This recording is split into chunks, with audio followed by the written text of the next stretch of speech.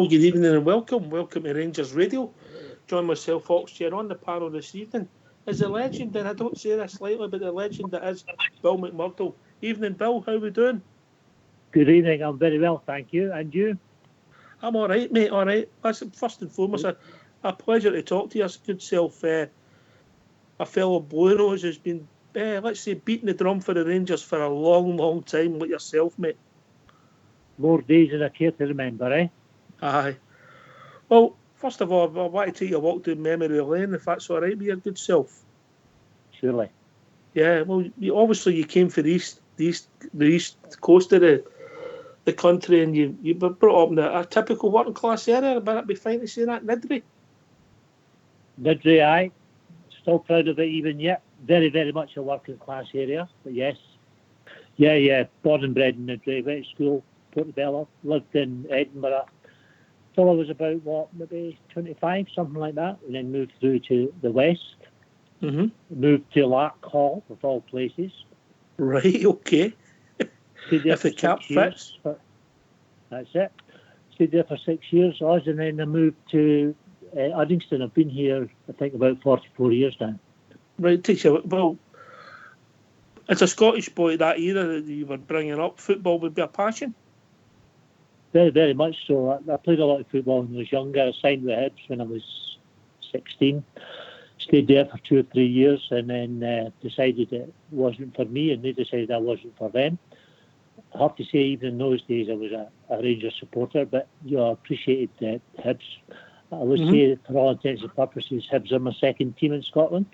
Right, that makes sense, mate. I read in the papers and some of the articles that you were very friendly with Pat Stanton. Was it the same street as your good self? Pat and I were brought up together. We stayed next door to each other. Right, okay. And I still keep in touch with Pat even yet. Pat was tremendous, lovely guy, great footballer, absolutely first-class footballer. And actually, he signed for Hibs 1 week after me. He's exactly 1 week younger than me. For my memory, he was a fantastic reader of the game. Is that correct? Oh, amazing. Just a nice guy, absolute gentleman. Even today, he's just in a class of his own as a guy. He's a tremendous footballer. And even at that age, what was you been about 16 then, when you're playing football with the Hibs? Yes. Yeah. Sorry, on you go. Was there a calling to the west of Scotland for the blue half of the city of Glasgow? Aye. Even when I was at school, I would say I was probably unusual because most of the guys supported Hibs or Hearts, and I supported Rangers when I was at primary school. I don't know why. Don't ask me why. I just don't know why. But I did. There was just something there, And very fortunate that I was able to make inroads into Ibrox. My best pal ever is Wee Willie Henderson, and him and I have been pally for maybe 40 odd years now, and great connection. I used to watch him. I played against him a few times in Edinburgh. He played with Edinburgh Athletic, and I played with Edinburgh Thistle, played with United Crossroads, and Wee Willie played against us. He was amazing as a kid. He was just amazing. And then very, very fortunate, him and I became pals. Right. Just down the road, and we've been pals ever since. Shy boy. Well, he's anything but shy, I can tell you. I actually met him in the League Cup final there. I was talking to him inside the League Cup final. I had about 10 minutes. We were standing chatting before the game. Aye. Great man. Great. What a player. Tremendous. Absolutely tremendous player. Can you hear me okay? I've just got we can hear you fine, mate. We can hear you fine, mate. So, you're 16 years of age. You're actually, football's not working out for you, and you're doing the pit, doing your apprenticeship. Yes, I was an apprentice electrician, and I served my time. And a week after I served my time, I decided that was it, no more. And I wanted to become a salesman, which I did, and fairly successful with Quality Street and things like that, Macintoshes. A very, very short space of time, I joined Timex, would you believe, as a salesman and a junior salesman, trainee salesman. And after 3 years, I was sales manager for the United Kingdom. So it was quite a meteoric rise to fame. I read an article that's what introduced you to sort of sports and business when you were with Timex with the Formula One connection. It was. We sponsored Emerson Fittipaldi the year before he was the world champion, and we spent a lot of money on him. Then we would spend maybe £1 million in the UK on him. And, how much you reckon that would be worth now? Oh, I don't know, maybe 20? 15, 20 million, something like that, maybe even more. But I decided if we were going to spend all that money on him, that I wanted some return for him. So I actually personalised his sponsorship with us in the UK here. And it worked to our advantage, it worked to our favour. And then I started to realise that all the sort of sponsorship that was involved in motor racing, even then, that Scottish football or British football had no sponsorship at all. No advertising, no sponsorship. And I thought somebody's got to make a move here. And this would have been the mid-70s, Bill? Aye. Mm-hmm. Not long after Barcelona. Right. Yes, mid-70s. And then I was at one stage I was commercial consultant to Hibs, and I don't know, you probably don't remember, but we were the first team in Britain to have a sponsor's name on the jersey. And that was Bukta. Yeah. And we got fined £100 for that, but about maybe 6 weeks after the event, we got permission to do it. And that was the first team ever. The first, no other British team had a name on their jersey. And we did that just before George Best joined them. I took Bestie to the Hibs, as you can imagine. And it was tremendous. And also sponsorship. I never understand why clubs didn't have sponsorship. And as far as I know, the first sponsorship deal ever was for Airdrie and Rangers, which I organised. And I remember we got paid something like $2,000 for it. And it was an amazing day. And I think the sponsor was Inverhouse Distillery. The guy was a big blue nose, but he belonged to Airdrie. And it worked a treat. And after that, we just got involved. And then, of course, another one of my very good friends was Stu Adam. And him and Rangers I did work together with Rangers Pools. Great guy. Absolutely one of the straightest guys I've ever met in my life. And he was tremendous for me. And I hope that I'll give him something back in return. But we worked a lot on the Rangers. We actually opened the Rangers Pools. We did that with Dundee.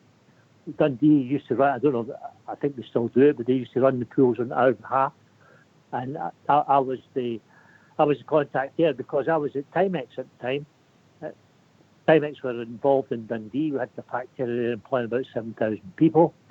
And the managing director at Timex in Dundee was a director of Dundee Football Club. So that was a connection, and we did this, and it brought a lot of money into Rangers, I can tell you, over the years. So when you started this, you're working with Timex, you've got a Formula One. Mm-hmm.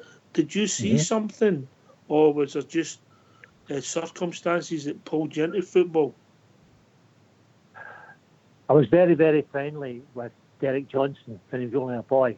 Right, okay. And we were always getting all these demands made about you should do this and do that, and why don't you open my pub and open my shop? I'll give you a nice wee tankard and things like that. And I thought, this is not right. Plus the fact that, of course, that at that time, players couldn't leave a club if they wanted to. Once their contract was finished, the club could hold on to their contract forever. And I didn't think that was right. So I got involved in that particular line of work. And it worked dividends. The other person that I represented round about that time was Jock Wallace. And was instrumental in him going to Leicester, instrumental in him coming back to Motherwell and then on to Rangers. And then after that, he went to Sevilla. And again, I had my finger in the pie there. I mean, you became friends with Jock Wallace. But obviously... Jock lived just down the road from me. Originally, he was from Wallingford.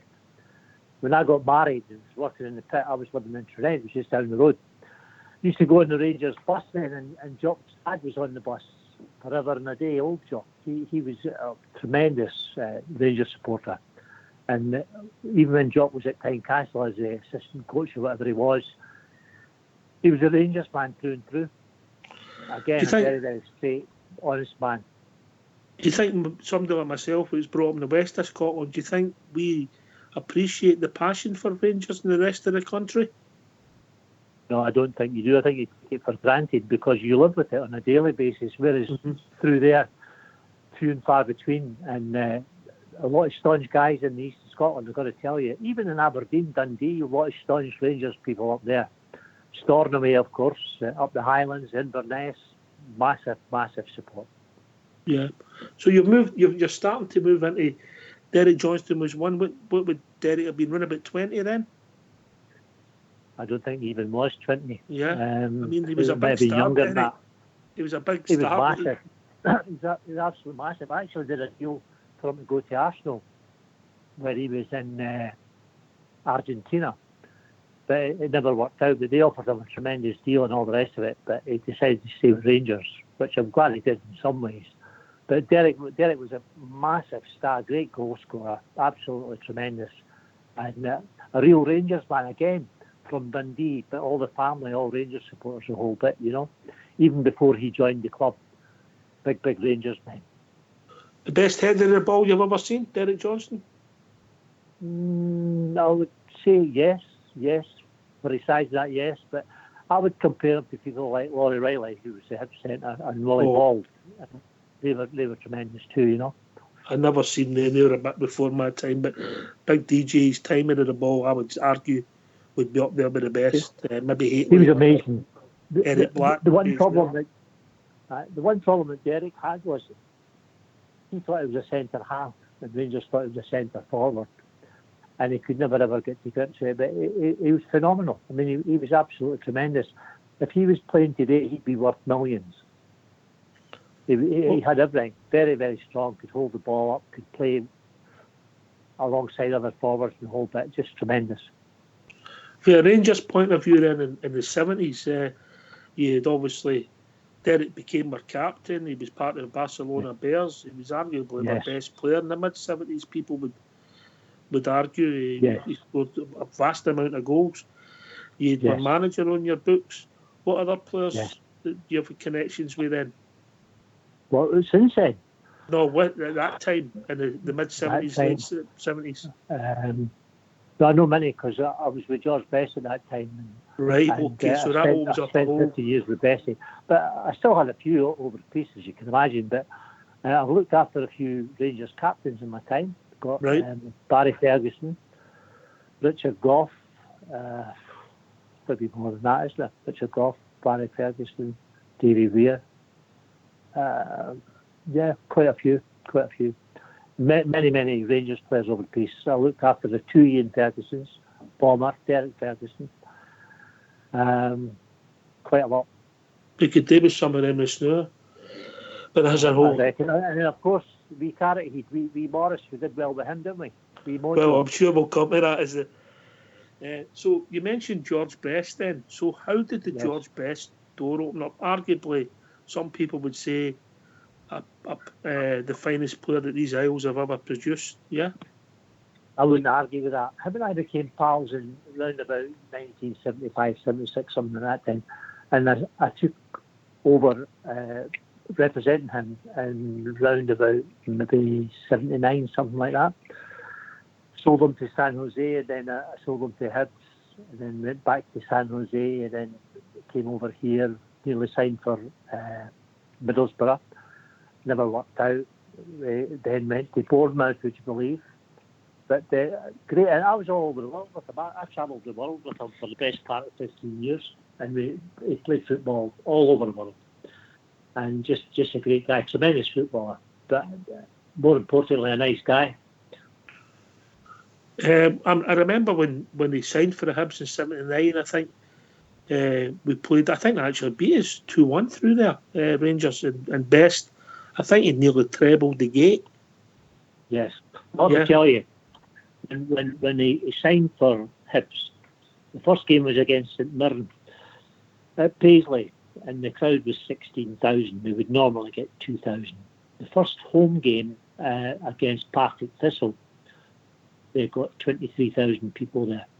And I remember Tom Hart saying at the time, I'll tell you the story how that came about. But I remember Tom Hart saying at the time that George wouldn't cost them a penny because he would put bums on seats and he would increase the attendance. And that was right. When George signed for Hibs, he was the highest paid player in the United Kingdom, bar none. Bar none. Right. He was on £2.5 a game, which was a lot of money then, I can tell you. What would the players at Ibrox be getting then? About £500? Maybe not even that? No, top one, maybe 370, something like that. Yeah. Yeah, 300 at Parkhead at that time, 320, maybe 370 for a big name at Ibrox, yeah. Right. Yeah. And how did the Hibs move come about? What happened? Well, you'll never believe this. I was Hibs commercial consultant at the time. And we started off this lottery in Edinburgh called Capital Lottery. And the first £1,000 winner was like a £1 million winner today for all intents and purposes, right? And Tom Hart says to me, we need to get a big name here to promote this lottery and this £1,000 winner. So I said, well, look, I've got my pals coming over from America at the weekend to London, and he's going to play in the Bobby Robson testimonial next Tuesday. He said, who's that? George Best. Bring him up. So I brought him up, never told a soul, brought him up, said to STV and BBC at half-time, keep the cameras running, we'll find out something to your advantage. George turns up and presents a cheque for £1,000. Tremendous, great promotion. After the game, Eddie Turnbull was the manager. We were in the press conference. Tom Hart was the chairman at the time. And all he wanted to talk about was George Best. Why was he there? And just as we were leaving the press conference, a journalist from the West says, when is Hibs going to sign George Best then, chairman? And Tom Hart says, no. He says, we're not going to sign him. He said, he was only here to do a promotion for us. And the journalist said, is that because you couldn't afford them? Tom Hart says, look, let me tell you something. We will afford them. And the Hart family will pay his salary. So we walked out the room and Tom says to me, when's the game? I said, Tuesday in Ipswich. We're going down, he says, him, Eddie Turnbull, myself, and the club secretary. George had no idea what was going on. Went down after the game and signed for Hibs, and that was it. Right. It was simple as that. But it was a very, very shrewd move by Tom Hart, because not only did he inject Hibs, but he also injected the whole of Scottish football. That'd have been 1979 he signed for Hibs, if the memory. 79-80, yeah. 79-80, yeah. He lit up Scottish football for about 6 months. Would that be fair? About that time? No, he had 2 sessions at Hibs. He was there for well over a year. Was he? Different times. Mm-hmm. Mm-hmm. George was fond of our club as well, huh? Neil signed for Rangers in the early 80s. Right. Pretty advanced at the time, but Jack Gillespie put the spoke in. He decided against it, and I think he was the money behind the club at that stage, and that was his decision. But I think George would have done very well for us, because from East Belfast and all the rest of it, and he knew what it was all about, and I think he would have done a job for us. I really believe that. I think he would have done a job, but it wasn't to be. And obviously you've got this mystique around George Best. You've got George Best, the player, and George Best, the people that get portrayed in the media. And from what I've read and what I've been told, it's nothing like he was portrayed in the media. An intelligent, clever. A lot of people think he's an alcoholic and this, that, and this thing. Very, very articulate. Very, very astute man. Very articulate. And very well versed. I mean, he could possibly talk about anything, and he would surprise you with his knowledge of it. And he read all the broadsheet newspapers and all the rest of it. It used to upset me with the Daily Record and the Sun, and he was reading the Times and the Daily Telegraph and all that sort of thing. I used to say, we should change places here. I should be on the broadsheets and you should be on the tabloids. But there you are. But no, very good school. I mean, it wasn't a fool. Absolutely. Very, very articulate and very, very intelligent. But a great guy. Apart from his football, one of the most humble guys I've ever met in my life. Somebody who was so acclaimed worldwide, and he could take it all in stride. It was just amazing, and nothing ever got to him. He just did his own thing. He's very, very stubborn. If he decided on something, you could never change his mind. If he decided he wanted to do something, he would do it. Yeah, I'm sure that he lived a life that had a lot of successes and obviously sometimes a lot of downs, but he lived a life, he certainly did that. He would argue that he lived 10 lives, and I wouldn't argue with that. He might have done. Have you got a famous George Best story before we move on? I've got thousands of Bestie stories, but is the story about the Miss World in the Birmingham Hotel with the Don Perignon champagne? Is that true? Apart from the fact you got the hotel wrong, what happened was him and I were just back from Dubai, and we were staying in the German Street. I can't remember the name of the hotel. It was in German Street, the Cavendish. We're staying in the Cavendish Hotel, and we're getting at night, about 12 o'clock at night, and he was going about with Miss World at the time, Mary Stabbin. The three of us were in the lift, and this wee porter comes over, the Irish porter. How you doing, Mr. Best? So he comes up in the lift with us, and George says to him, do me a favour, he says, get me a bottle of champagne and 3 glasses. Bring it up to the suite. So he did that. We were in the suite. By the time the guys brought up the champagne, Mary Stabbins come out the bathroom in her baby dolls, absolutely, in her baby dolls, right? George we just come back to the casino, and he's got all this money spread out in the bed. It's a true story, all the money spread out in the bed. The guy comes in with the champagne, pours the 3 glasses, and he gives one to Mary Stabbin, one to George, and tries to give one to me. George says, oh, Bill does the drink. He said, that's for you. Oh, thanks very much, Mr. Best. So it's over the moon. It's absolutely thrilled to bits, sipping away. George slipped him something like maybe £20 or £50 tip. Just ends that wee monitor thing they got in their pocket. That'll be, I can't remember what you call them. That'll be bleeper. It's got a wee bleeper thing. Bleeper goes off. Mr. Best, I need to go down to the reception straight away. So he's backing out. He's going, thank you very much, Mr. Best. Thank you very much, Mr. Best. Thank you very much. And he says, Mr. Best, can I ask you a question? He said, yes. He looked at Mary and he looked at all the money in the bed and he said, where did it all go wrong? Because I still laugh when I see it, but it was a true story. Of course, George told that story ever after, you know. But, yeah.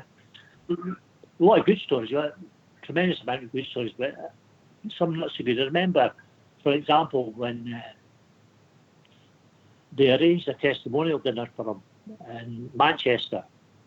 A guy called Jack Trickett, his good pal of George's and mine. And George and I had a flat in London at the time. And 3 o'clock in the afternoon, I said, George, we're going to have to get the train up. I says, we're going to have to go to Manchester for this dinner tonight. And we had a wine bar at the time in London called Blondes. So I said, we'll get a taxi, we'll go straight, get the train up to Manchester. And he says, let's stop off at Blondes first of all. I said, well, we're kind of pushed it for time. But before we left the flat, Jack Trickett, who was on the testimonial committee, he says, look, phoned up, everything okay? I said, yes. He says, I've got to tell you that we've already got something in excess of £100,000 then, which was in the 80s, right? £100,000 he will collect on the night. And there was an auction, everything to come. So I said, that's great. So get a taxi, go to Blondes. He says to me, Bob, I'm going to wait to get my hair done. I said, George, we're pushing it for time. I'll come with you. And I'll just leave it. He says, I'll be back in 10 minutes. Never came back. I went looking for him, found him in the bookies. I says, come on, we're going to have to go, we're really pushing now. He said, Bill, I'm not going. You mean you're not going? He says, I can't be bothered. He says, I can't be bothered sitting in a train for 3 hours. I says, George, there's 600 people at the dinner. I don't care. He says, I'm not going. I said, look, let me get a helicopter, a private jet, or whatever the case, but we've got to go. I'm not going, he says. I just don't want to go. Turns out, I found out the following day he'd met a girl like the night before, 2 nights before, and decided they wanted to go with it. Cost him the best part of $100,000. And that was him. Once he made his mind up, he'd never change it. Oh, well. That's the other side of George. But I've got to tell you, for every bad side I had with him, I had 100 good times, so I can't complain. Brilliant, mate. Brilliant. So we move into the 80s and the game's starting to change. Football's starting to move into the modern era, would you say? Yes. There's a lot more advertising. Mm-hmm. Even stadium advertising, things like that. Sponsorship was cracking on. Yeah, it's a whole new ball game. And of course, Sky Television and all that brought with it. Because that changed the game immensely, as you can imagine. But we were involved there from very, very early doors. I mean, the guy who ran the whole sports section was a guy called Dick Wakeling. And we had worked with him at TV South. We had worked with him at TVM in London. George had a show there. He worked, I think it was 3 days a week or something, with Jimmy Greaves and things like that. You know, and we met, Pelly came to see him there, and Elton John, Billy Connolly, all these guys. George was massive, you know. See, all it didn't matter where you went, what celebrity and film stars you came up with. Everyone worshipped George best. I don't know why, but they did. Well, as I say, he was arguably the greatest player these Isles has ever produced, and that's no bad accolade. No, I know. I know. I know. Who were you representing player-wise as the 80s developed? Because the game was changing, as you say. Sky. Soonest was around. Maurice Johnson. McAvenny. Frank McAvenny looked after Frank his whole career. John Robertson at Hearts. Stevie Fulton. John Collins. Pat McGinley. John Hughes. Big Yogi. Richard Gough. Derek Ferguson. Barry Ferguson. When Richard Gough moved to Spurs, were you involved in that deal? No, I did the deal when he came back to Rangers. Were you involved with the second deal? Yes. Yeah. Yes. I took him to America, didn't I? I took him to Kansas. Right. He was good, did well, and of course we went back to Everton after that, didn't he, with Walter. Richard's a good lad, good guy, great, tremendous professional, really, really great professional, you know. Great player, mate. Great player, you know. And Davy Weir, of course, I took Davy from Falkirk to Hearts to Everton, of course, with Walter again. Plenty of guys. Looked after plenty of guys. I looked after Paul Kane and that at Hibs, John Collins, as I said to you. Quite a few through there. Many, many Hearts players. Tosh McKinley. Stacked. Dave McCreary, Darren Jackson, Michael O'Neill. Stacks. Some decent players there. Some weren't bad, right? Yeah. Some weren't bad. John Collins, is there any truth in the story that he nearly moved to us when Souness was with the manager? Yes, very, very close. Very close. I'll tell you, you never believe this, right? I asked Walter to sign John Collins, and I'm not going into all the whys and wherefores and all the rest of it, but he said no for whatever reason. This is Souness, right? Yep. And he said no, and I said, I think you're making a mistake because I think you'll get him at a good price, and I think it'd be tremendous, etc., etc. And he decided, in his wisdom, that he was going to pursue it, and that was it. Celtic then, months after it made contact, and the deal was nearly done with Celtic. And I was, now you're going to ask why I was in this place at this time. I was in the Park Avenue Hotel in Belfast on the 12th of July. I can't think of any possible reason why you'd been in Belfast the 12th of July. Yeah, and my phone rang, the hotel phone, and it was Graham Souness. And she says, Bill, your missus gave me your number. I says, what can I do for you, Graham? He said, I'm in Switzerland at the moment. It's over that FIFA thing or the UEFA thing, whatever it was. How they do the draw and all that nonsense. He was over there. And he said to me, I want to sign John Collins. I says, I think you're a bit late for that, because I'd already asked John when he'd approached me. First of all, I offered him John. He knocked it back. It then came to me. We played them at Easter Road, right? And that Saturday night, he went away back down to Liverpool, and he phoned me nearly midnight, and he said to me, Bill, I want to sign John Collins. Would he come? And I said, well, I can only ask him. I says, but bear in mind, we've been through all this before, and you told me that it wasn't your cup of tea and things like that. And he said to me, listen, it's the first time I've ever seen a player playing for the opposing team that completely blew me away. He says, I need to sign him. I said, I'll tell you what I'll do, yeah. I said, it's late now. I said, I'll phone him in the morning. And I phoned me, Johnny, right? I said, look, Johnny, Graham Souness is interested. Would you go to Rangers? They said, yes. I said, bear in mind, John, the effect it could have on your family and all the rest of it. Your dad's a big Celtic man and things like that. And he said to me, no, he says, I would definitely go in a heartbeat. I said, right, okay. So I phoned Graham and I said to him, listen, the man's up for it. He said, come and see me on Tuesday. I'm back Monday. Come and see me Tuesday. We'll do the deal. And I walked into Ibrox on Tuesday, round about lunchtime after training. And we used to train at the Albany then. He said to me, what are you doing here? I said, I didn't know what I'm doing here. I said, I'm here to sign you with John Collins.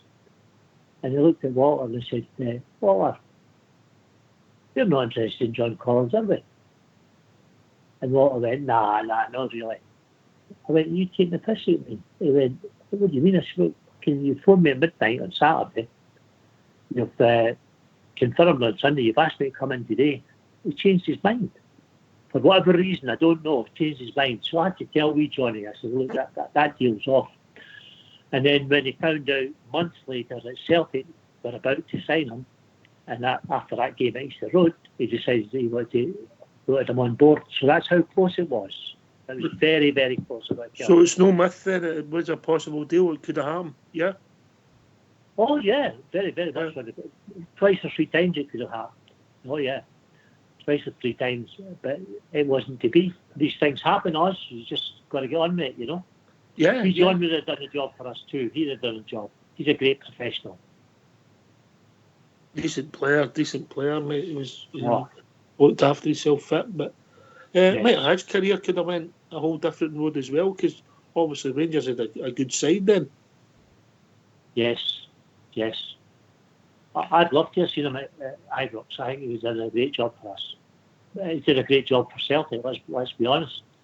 Tremendous. Really, really good. Yeah, interesting. So the 80s are developing, and you're busy. You've got a lot of players. You're representing players. The game's changing. Bosman's come in. Yes. Yeah, which was tremendous.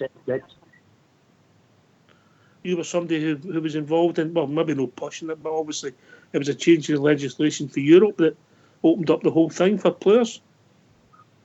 Yes. The Bosman thing was tremendous for players. I remember going down the week before the Bosman decision came out. I did a thing at the House of Commons along with Jim Farry, and I'm sure Tony Higgins was there. And there was something like 200 MPs that we were addressing. Now, of course, I was a big bad wolf because I was the agent. And they got slaughtered. And Jim Farry, I remember Jim Farry was secretary of the SFA at the time. He's going, there's absolutely no way will this Bosman deal go through, and it's not going to happen. I said, look, you're going to have to come into the real world because it's a lot closer than what you think. So a week after it took effect. And that was tremendous for players all the way through because it gave them a certain freedom and control over their careers, which they never had before. Do you think the FAs and that realised the impact it was going to have on the game? Oh yeah, that's why they fought against it for so long. They fought tooth and nail. And then we had this situation whereby they wanted to register agents and things like that. I don't know if you remember that, but yeah, I remember when it came about, they said, we want £100,000 up front, and you've got to lodge £100,000. And I said to them, look, if you insist that everyone is going to be an agent, you're trying to better the image, and you're trying to enhance the whole thing. You'd be better say to her, look, put a bond in, get an indemnity bond for 100 grand or 200 grand, whatever it is. I see, because if you're saying it's all the people that's got 100 grand at their disposal, you're going to have more drug peddlers than enough, because they're the only guys that can afford 100 grand. They eventually decided on a bond as opposed to the money being in the bank. And I don't know if you know or not, but I was actually the first registered agent in Europe, if not the world, certainly in Europe. And the reason being that all the way prior to it, I kept saying, no, I'm going to take them to court, and you're not going to do me and take away my business. I've been in this business for 15, 20 years, whatever it was at that time. Mm-hmm. And if they say I can't work because I can't afford the bond or I can't afford the money, I'll take them to court. And then on the day that it became law, I placed a bond for 100 grand. So I was actually the first in UEFA. Put everyone on the back foot because we're expecting me to take it to court and all that nonsense. But I thought, no, I'm going to do this. I'm going to do it from inside the circle. And how busy were you there? How, was it a whole European thing? Did it just explode? Yes.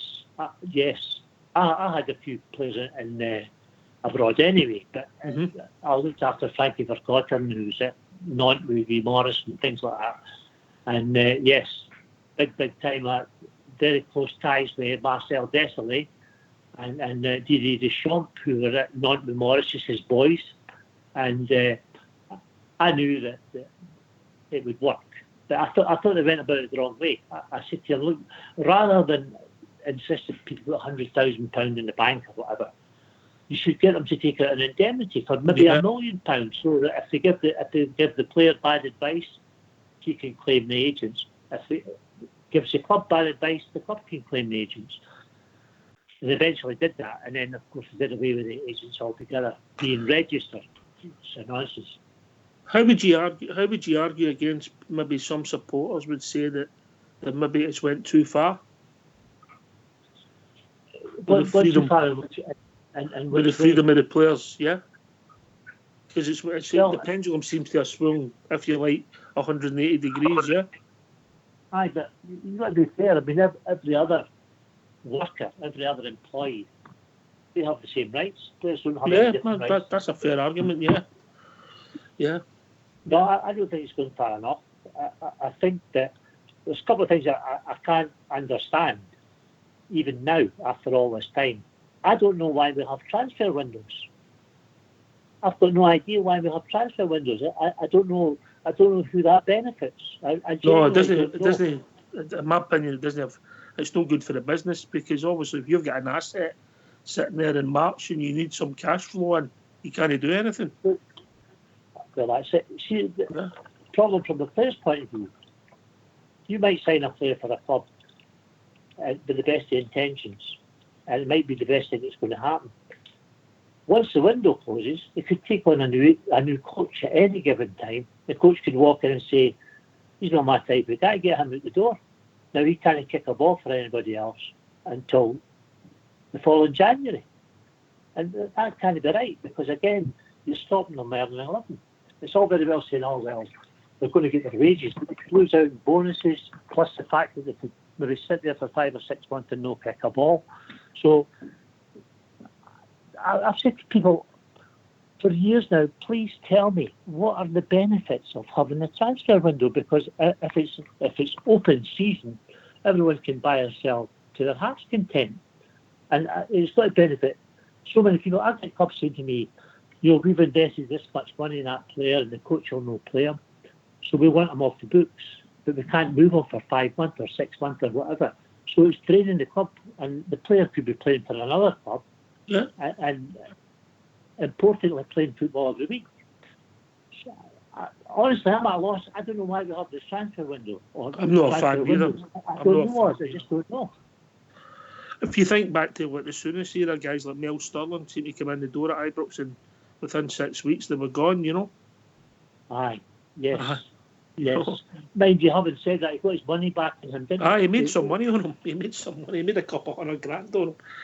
He made some. So, we're moving on to the 80s, and there's there's a build-up of the story in the 80s of development. You've got somebody on your books playing with a certain club in the north of Glasgow, a Mr. Morris Johnson.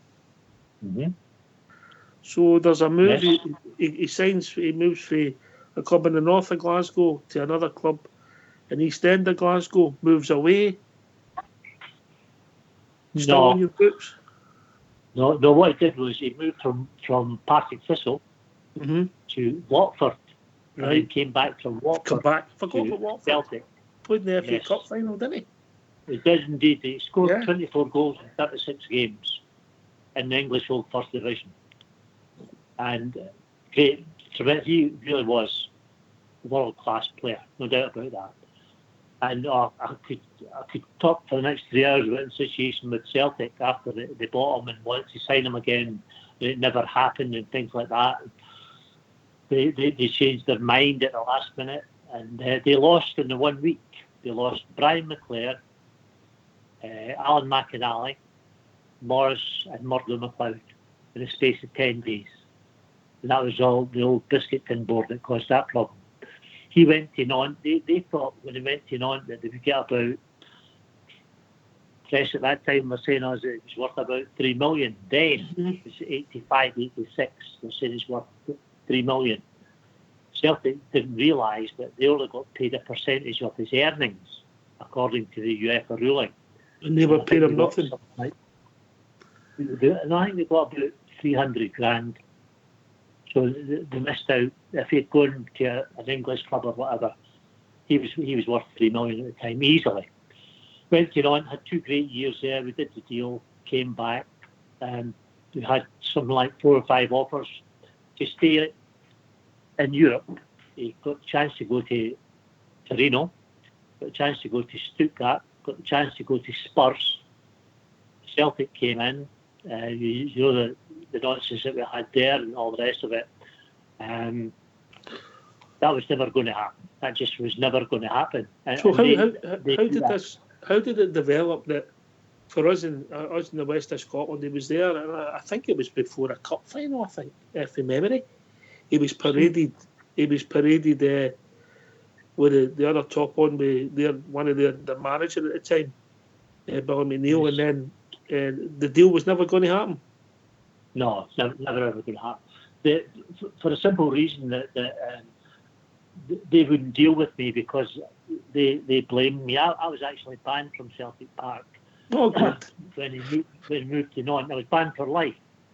That must have hurt you. That must have hurt you. Oh, I did. I couldn't sleep at night. when Fergus McCann came back, I got back in the door, and he was tremendous. He was a tremendous chairman and a great guy to work with. And I've said repeatedly, publicly, that if I had a choice to work with Fergus McCann or David Murray, I would take Fergus McCann, 100%. What was the difference? No argument. No argument. What did you find the difference between Morris here? Yeah. Sorry? What was the difference between McCann and Murray then? What did you find? Well, can I just say that I found Fergus McCann to be 100% honest. Hard, very, very difficult to deal with, but very hard, very fair, and very honest. Straight and up. If he told me something, I believed him. That's all I'm saying. You speak about Wee Morris there, right? Yeah. They said people talked about Morris Johnson signing every day of the week, and have been for the last 2 years. I promise you, everybody that I come into contact with has got a memory of where they were when they signed and things like that. And they all say to me, but why did he parade in a Celtic shirt 1 week and sign for Rangers the following week? I say, look, I know you're going to find this hard to believe, but it was actually 2 months in between. Yeah, there was the following week. One was before the cup final, another one was the start of July, yeah. We did one, I'll tell you, when the night that the day that they paraded him was before we played Aberdeen when we got the league flag. Not when we won it, we got presented the league flag at Ibrox, and Celtic were playing St Mirren at Paisley that day. I remember that distinctly. On the Monday after that, Boris and I flew back to Paris on our way to Nantes, and I phoned Jack McGinn, the Celtic chairman, and said to him, look, this deal's not, there is no deal. As you were told on Friday, there is no deal. And they kept saying that there was a deal, and they were going to do this and do that, and take us to FIFA, and FIFA said that they were in the right and all this nonsense.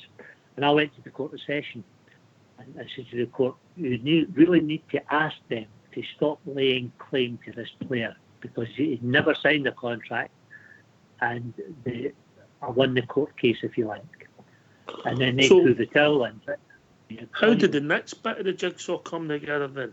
When did the approach come for Rangers, and who made the approach? Graham and I. Right. Graham and I, yes. Wouldn't it be happy to be another Saturday night phone call, would it? Well, what happened was that, bear in mind that I wanted him to stay abroad, right? That was, I said to him, look, in my opinion, you're one of the best strikers in Europe, no doubt. Maybe in the world, but you're certainly one of the best in Europe at the moment. And I think that you should maybe stay abroad. It's already been there 2 years. I says, maybe you should stay abroad. Maybe you should go to Stuttgart or Torino or even Spurs if you want to go to Spurs. But my advice would be that you stay abroad. Anyway, the situation was, before he was supposed to have signed for Celtic, there's a team in France called Montpellier, right? And Nantes said to me that they couldn't afford to keep him for the third year, which suited our purpose because it meant that I could then move him on, right? So they said, could you try and find a club? So we went to Montpellier, and on Good Friday it was, I remember distinctly. Him and I went to Montpellier, and they did a deal, and they were going to pay something like, I don't know, 800,000, £1 million or something, €1 million. I thought it was euros, I think it was whatever it was at the time. They were going to pay Nantes that money for his transfer. So I said to them, how long is it going to take to put the money together to buy him? And they said, give us 2 weeks. I says, okay. So we went back to Nantes and said, look, we've done a deal with Montpellier, we're going to sign a deal, etc., etc. Doing a 3-year deal. You're going to have to agree with them what you want. Well, it's a transfer fee, because obviously that was, he was their player. Mm-hmm. They said, okay, so they spoke to Montpellier, came back to me, confirmed that Montpellier were going to pay 800,000. And they said, we've given them 4 weeks to pay it. And they never come up with the money. Couldn't come up with the money. So everyone pulled out of that, if you like. One pulled out, we pulled out, they pulled out. You never guess who they signed when they couldn't get Morris. Eric Cantona. That's who Montpellier signed. Go bad. So that happened. So we were quite comfortable because we knew that there were a lot of takers. We knew that it wouldn't be short of a club. Mm-hmm. But it was a case of picking the right one. We then got a situation whereby Suarez and I got together. Surprised me in a lot of ways because I knew for a fact that Graham was trying to sign a Catholic. And he tried to sign Ian Rush, that got hit in the head. He tried to sign Ray Houghton, that got hit in the nut. Derek Statham, we left back from West Brom. Yep. It was after him. That died a death. But in my opinion, Morris was the only Catholic player who could have handled that. Because he's a very, very strong, determined wee guy. And I said at the time when it all happened, I said, I don't have any doubts about him playing for the jersey, because wherever he's been, he's always played for the jersey. He doesn't know any other way to play. Mm-hmm. And he must have had massive balls, if you think about it. Cojones. Can you imagine it? And he was the least concerned out of everybody. He just kept saying, it'll happen. Graham Souness has spoke to you, and the deal is there's been the myths about tax money and all that. That's portrayed by another team in the city. That was nothing to do with tax. Absolutely, trust me. That was nothing to do with the team in the other half of the city. Graham came up to me, and I'll tell you what he said to me. He said to me, what do you let that wee bastard sign for them for? I said, Graham, he's no sign for anybody. No, I said, Graham, Trust me. He's no sign for anybody. He said, would he come here? I said, I don't know, because the reason I say that, I used to kid Morris on when he came back up from Watford, right? We used to have a lot of bets on Celtic and Rangers. Him and I, we had that bets, right? About scoring goals and missing penalties, all that nonsense. And I used to say to him, you know what, I'd love you to play for Rangers. Never ever thought in a million years it would happen, right? Just one of these things. And he said to me, why did you say that? I said, because in my opinion, if you're scoring goals, you get 3 chances, you'll score 1 goal. I said, I'm looking at strikers who get 6 chances before they score a goal. And I just think that you and the Rangers team, that you would do a bombing. We used to laugh about it, and we actually did a book. I don't know if you read the book, but we did a book when he was in Nantes. And he says, this is his words, he says, I told Bill that if he wants me to play for Rangers, I need £1 million in the bank and I want to stay in Stirling Castle. That was a throwaway line. Yeah. But this was like maybe a year or 18 months before it came about. And it was massive, and he was the right man for it. Trust me, he was the right man. The only other person who could have done it, in my opinion, a sort of well-known Catholic, is Frank McAvenny. Frank keeps at me, but I couldn't have done that. I said, Frank, you could have done it. But a situation after Morris signed at Ibrox, Frank was himself. The funny thing was, I moved Morris to Rangers, as you know. Mm-hmm. I then moved Frank McAvenny to Celtic to take over for him. I don't think we even fucking realised to this day, but that's what happened, right? And I remember one day we were playing Dundee at Ibrox, and we came out after the game, and Suresh was standing inside, not at the front door, and he says to me, "You in a hurry?" I said, "No." He says, "Go and give me a run along to Glasgow Airport. I'm going home." I said, "Aye, all right." He said to me, "By the way," he says, "I got a phone call during the week." He said, "About one of your players." I said, "Who's that?" He said, "Frank McAvenny." I said, "Can I ask who it was that was making the inquiry?" He went, "Terry Venables." He was asking about McAvenny. He says, and I said to him, "Great lad, good striker." He says, "No, I'll take that back. He's not only a good striker, he's the best player in Scotland." That's what I told Terry Venables. And I said, "Really?" He went, "Yes." He went, "Bill, he's amazing. He doesn't just score goals. It's his whole play." And I know for a fact that he would have signed Frank in a minute. That never happened. And it was very difficult to choose between the two of them because they were both good at what they did. Do you think that people in the modern era, maybe the young bears that's maybe, say, 20 years of age, 25 years of age, can comprehend that what happened in Glasgow on that day in July 1989 when the world seemed to stop, didn't it? Oh, no, they don't. I mean, their fathers and their grandfathers have told them, right? I'll give you an example of this. Last year, I do a lot after dinners, right? Last year I was doing a question and answer with Derek Ferguson and New Stevenson. 200 people in the hall. And I said, right, one more question and we're finished. This guy at the back of the hall, a mic. He said, "My question is for Bill McMurdo." I said, "Go on, fire away." He says, "Bill, I want you to tell us how much money you personally made from the Morris Johnson transfer." I said, "Look, before you go any further, that was 30 years ago," which it was 30 years last year, right? I said, "That was 30 years ago. I don't care," he says. "I still want to know how much you personally made from that transfer." I says, "Well, I can't tell you an accurate figure because I'm still fucking counting it." Places in an uproar. Yeah. The press, was it? I mean, I remember the scenes. There was people outside Ibrox. I'll not tell you the story where I learned about it, but I learned about it on the Saturday when I was in shock for 2 days before it actually happened. Right. And that was at a procession in Glasgow that you might have been at. Right. But it was a world press. It was national news. It was just. Without a doubt, him and I, Graham, we got a private jet to Italy. Let me tell you a story about that, right? On the Saturday before he signed on the Monday the 10th of July. Do you remember that, aye? Yeah, I do. Yeah. Monday the 10th of July.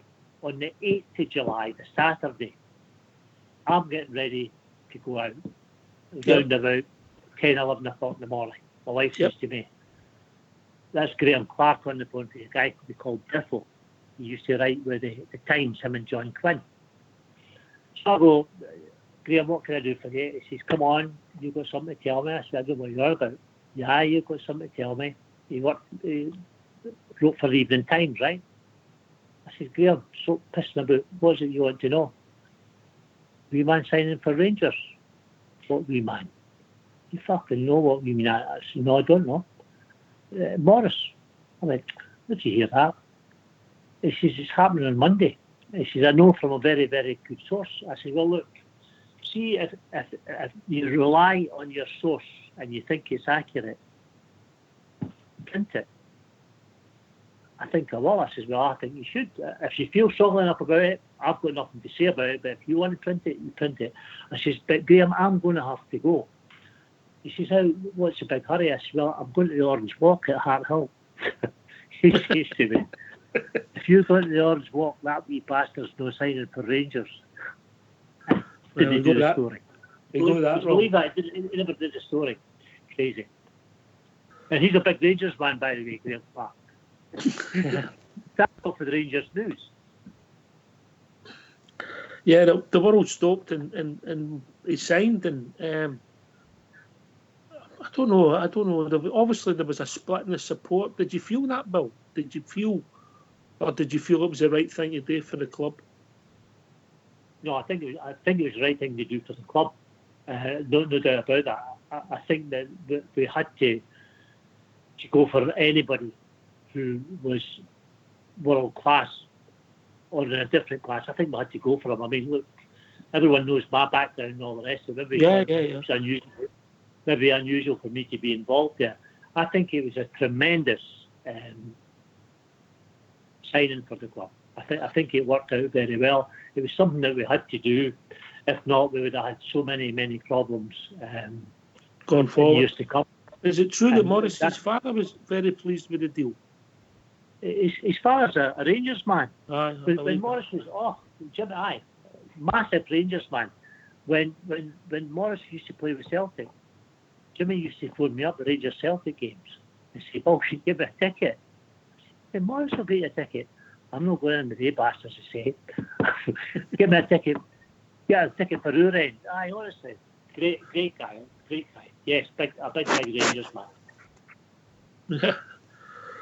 Would that have been the biggest transfer, or is it the biggest story you've ever been involved in? Involved in a lot of big stories. The Georges, you can imagine, right? Massive stories, all in the description. But yeah, how many stories do you know that people are still talking about 30 years down the road? Yeah, 31 years now. Time's moved on. 31 years this year, isn't it? I mean, and everyone's got an opinion on it. Everyone can remember what they were doing, where they were. So many people on holiday, it was unbelievable. They come up to me, I was in Barbados, I was here, I was there, and couldn't believe it, phoned home, all this nonsense, right? So it had a massive impact, and I think in many ways the biggest transfer that's ever happened. If you stop to think about it, 100 years we hadn't signed a Catholic or whatever. Well, all of a sudden we signed a top-notch one. Yeah. You know, we had Catholics on my books, but it was to change my policy, wasn't it? Graham said a thing to me at the time, right? And I'm sure he wouldn't retract a word there. He says to me, "Bill, he'll do a job for me. He's one of the best strikers in Europe, if not the best striker in Europe. He will do a job for me." He says, "But see if I signed him and he never kicked a ball for us, Celtic will suffer for the next 10 years. And how prophetic was that? Yeah, he might have been right there, and some of them haven't still recovered for it. But what I will say about Maurice Johnson when he played for us, he scored a lot of big goals. His goals were 1-0 wins, big goals, and he worked his socks off. That's all. It's the only way he can play. That is just the way he is. He's very competitive. He's a tremendous professional. I know he liked to drink and he liked to bird and things like that. I understand all that. But I remember when we went to Watford, Graham Taylor down there one time, they called a meeting in the dressing room, and they said, listen, he said, you guys are going to have to stop fucking drinking during the week and all the rest of it. He says, there's only one man here can drink and party and come in and put a better shift in at training than anybody else, and that's Morris Johnson. And Morris was like that. Morris was always first in the morning and last out at night. Always wanted to do that wee bit more. Somebody run 100, he'd run 110. That's just him. Very, very competitive. I think it was tremendous. I think he had his eyes open at Ibrox. I used to take his mother to all the games, especially the home games. Mm-hmm. And they treat her like a goddess. I mean, she used to say to me, "Oh, I can't believe how he's treated here compared to how he was treated at Celtic Park." And I know they thought the world of him. They thought he was in a class of his own, But yeah, I was glad. I honestly believe that we wouldn't have won 9 in a row if he'd gone to Celtic at that time. That's just my opinion on that. But I think he'd have fired them up. Yeah. I mean, he was a great striker, and I think obviously there was some of the Rangers support never took to him. That would be fair. We would be lying if we said that wasn't true. But as he scored goals, and then he got, particularly when he got the winner against them on, I think, the 4th of November. Yes. 1989. Yes. I think a lot of that a lot of Rangers supporters then took him to their hearts. Yeah. We did a documentary that week for London Weekend Television. We had some cameras in the tunnel after he came off the game, and tremendous. I mean, he wore his heart in his sleeve that day, didn't he? Oh, I can't remember if it was the 88th minute or the 90th minute, but it was right at the death. 89th minute, and I've got to tell you, right. I was sitting in the director's box, and David Murray had usually, I'm on the Rangers side, they put me in beside all the Celtic directors, and Billy McNeil's wife, and I was sitting with Michael Kelly and the whole lot when the wee man scored the goal. I don't know if you remember, but about 5 minutes before he scored the goal, he missed what was like a half a chance, and they were all sitting smirking. And when the ball went in, I was up the fucking air, wasn't I? Yeah, that was tremendous. I think a lot of Rangers fans took from the heart after that, didn't they? I think so, if I'm being honest. I mean, there was some, I'll no shy away from it, there was some who never took him, but I think your thing's right. It was and there's a pun intended for those shots. It was a JFK moment. Everybody of a certain age knows where they were when Rangers signed Morris. That's it. Did you nearly signed again? He nearly came back, did he? Yes. When he went to, was it Falkirk? He went to Falkirk, but when he was at Hearts. Walter phoned me up and said to me, "Paul, would he come back here?" I went, in a heartbeat. So Walter said to me, "Paul, come through and like tomorrow morning or whatever, we'll do the deal." So I said to Morris, "We go back. I'll walk to Ibrox if need be." I said to him, "Right, okay. Come through in the morning, we'll go and do the deal." And he said to me, he said, "No, I want to train." That's how stupid he was. "I want to train, and I'll go and train at Tynecastle, it was at Hearts, and we'll go in the afternoon." So I went into Ibrox, met Walter, we agreed all the terms and all the rest of it. Told Walter, I said, "Walter, he's away training." He went, "That's not a problem, Billy." He says, "Come back this afternoon and we'll do the deal. Get him to sign." I said, "Right, okay." Phoned the wee man, I said, "Morris, deal going ahead. I'll come through as soon as you can. We'll go into Ibrox, get the deal done." Back at 2 o'clock, I got a phone call from Walter. He said to me, "The deal's off." I said, "What do you mean the deal's off?" He says, "The deal's off." I said, "Well, I really need an explanation."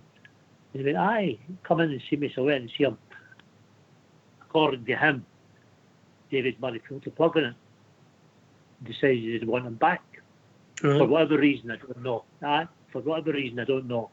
But it was that close. Terms of it were all agreed.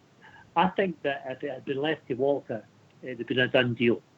I think the very fact that the chairman got involved, for whatever reason, I don't know, but he decided against it. Where would you say, obviously as things have developed, you became arguably famous, with the most famous guy who's crossed the divide. Where would you see his allegiances lies now? Because the last time we see him publicly, I think, was a semi-final, and I think he showed these allegiances in the blue half of Glasgow. Was that Morris? Yeah. Him and I were there that day. Funnily enough, we were there with Neil Lennon and Neil McCann, they were working for Yeah, Sky. that's right. That's correct. I was in the studio. Oh, listen, I was in the studio with them, right? And the Sky Studios at the Celtic end of the stadium. There were guys outside the window, fucking orange this and fucking Protestant that, and got giving it him and me, you bastard. You what? Neil Lennon, to his due, went to the window, said to the guys, "You're a fucking disgrace to the club. You leave him alone. You leave these guys alone. They're only doing what they're supposed to do, right?" And I think if he's got allegiance to anybody, just I think it would be to Rangers. I really believe that. But don't get me wrong, he's a big Celtic man growing up and all the rest of it. You know, there's no doubt about that. But I think that Rangers left an impression on him. I really believe that. And he used to say to me, "Look, don't worry about the fans. I'll win the fans over. Don't you worry about the fans. Just let me out in the pitch. Let me do what I get paid to do." And those eggs are eggs. He did it. He scored goals. And then, obviously, we moved on as a club and you moved on as an agent and the game really modernised and some of the visions, as you said, the Sky thing exploded. Rangers exploded in the 90s as well. We went on and got 9 in a row, a real 9 in a row. Yeah, sure. A real 9 in a row. Yes. And who were the players you were involved with then? Obviously, you mentioned Goff, and you still involved with him right up to the end. Yes. I sold Goff to Kansas, didn't I? Came on to the old team. Yeah. Richard was a great servant to the Rangers too, wasn't he? He was tremendous servant. A great player. Yes, very good. A great professional, tremendous, great captain. I remember going to, when he was going to Kansas, because of the circumstances, right? I said, "Look, I'm going to go and ask David Murray if he'd let you go on a free. Tell him that you've got this burning desire to go and play in the States," which you did have, right? He says, "He'll want a transfer for you." I said, "Well, we won't know until we ask him." So I went through, I said, "Look, David, we've got a situation, bum. It's been a great servant. He wants to go to America. He's not going to make fortunes in America and all the rest of it, but he wants to, that's where he sees his career. And the only way it's really going to happen is if you give him a free transfer." And give him his due, he agreed to that. Right? He agreed to that. He said, "Okay, he's been a good servant. Yes, you can do that." About 4 weeks after it, I'm still trying to find him a club in America. And it's very, very difficult. I'll go back to me Morris a minute. It's very, very difficult to get British players into America at that time, right? So we get a phone call from FC Zurich. And they offered them fortunes to go. Fortunes. And they said, "I want to go to America." I said, "Richard, see what they're offering you? Unbelievable." "No, I want to go to America, but I've got this thing, I want to go to America." So we turned down massive money with FC Zurich. And we went to Kansas. But I have to tell you, it was difficult to get Goffey to Kansas because he was British. And the reason I say that, Wee Morris, the day that I met him, always said to me, "I want to go to America. I want to live in America. And I want to do this in America." And America, I used to kind of want to say, "You've been watching too many cowboy films and all this sort of thing." Right? Kidding him on. But he had this burning desire. So anyway, when he's at Falkirk and all this bit, I can't get him to America. Nobody will listen to me. And the guy who was in charge of the football was a guy called Sunil Gulati, right? And I kept phoning him up, and he was so pleasant. He was in charge of the whole MLS thing. He was so pleasant. "Oh, it's nice to hear from you, Bill, and all the rest of it, what have you. But no, I can't do anything. And I'd like to, but I can't. My hands are all this shit," right? So anyway, I have a house in Colorado, and this day I was pissed off with him on the phone. Sunil turned out. I thought, I'm going to get a plane. So I got a plane to LA. Chapped his door. First I'd met him face to face. "What are you doing here?" I said, I'm here to tell you that you should sign Maurice Johnson." it's not going to happen, Paul. I said, well, can I ask you why it's not going to happen? I said, because the guy's proven record, the whole bit, bum, bum, bum, bum. He said, well, I'm going to tell you why. He said, I'm going to be honest with you. He says, the reason that I won't sign any British player is because the UK won't accept Americans and won't give them work permits. So I've decided that my guys can't go there, their guys are not coming here. So I says, well, look, why don't we do each other a favour? I says, I'll get Morris to come here on a trial, maybe say for 3 months. And if you don't want to pay him, don't pay him. But we'll go on a trial for 3 months.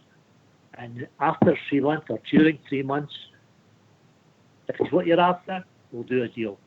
Morris went there under these terms, bear in mind.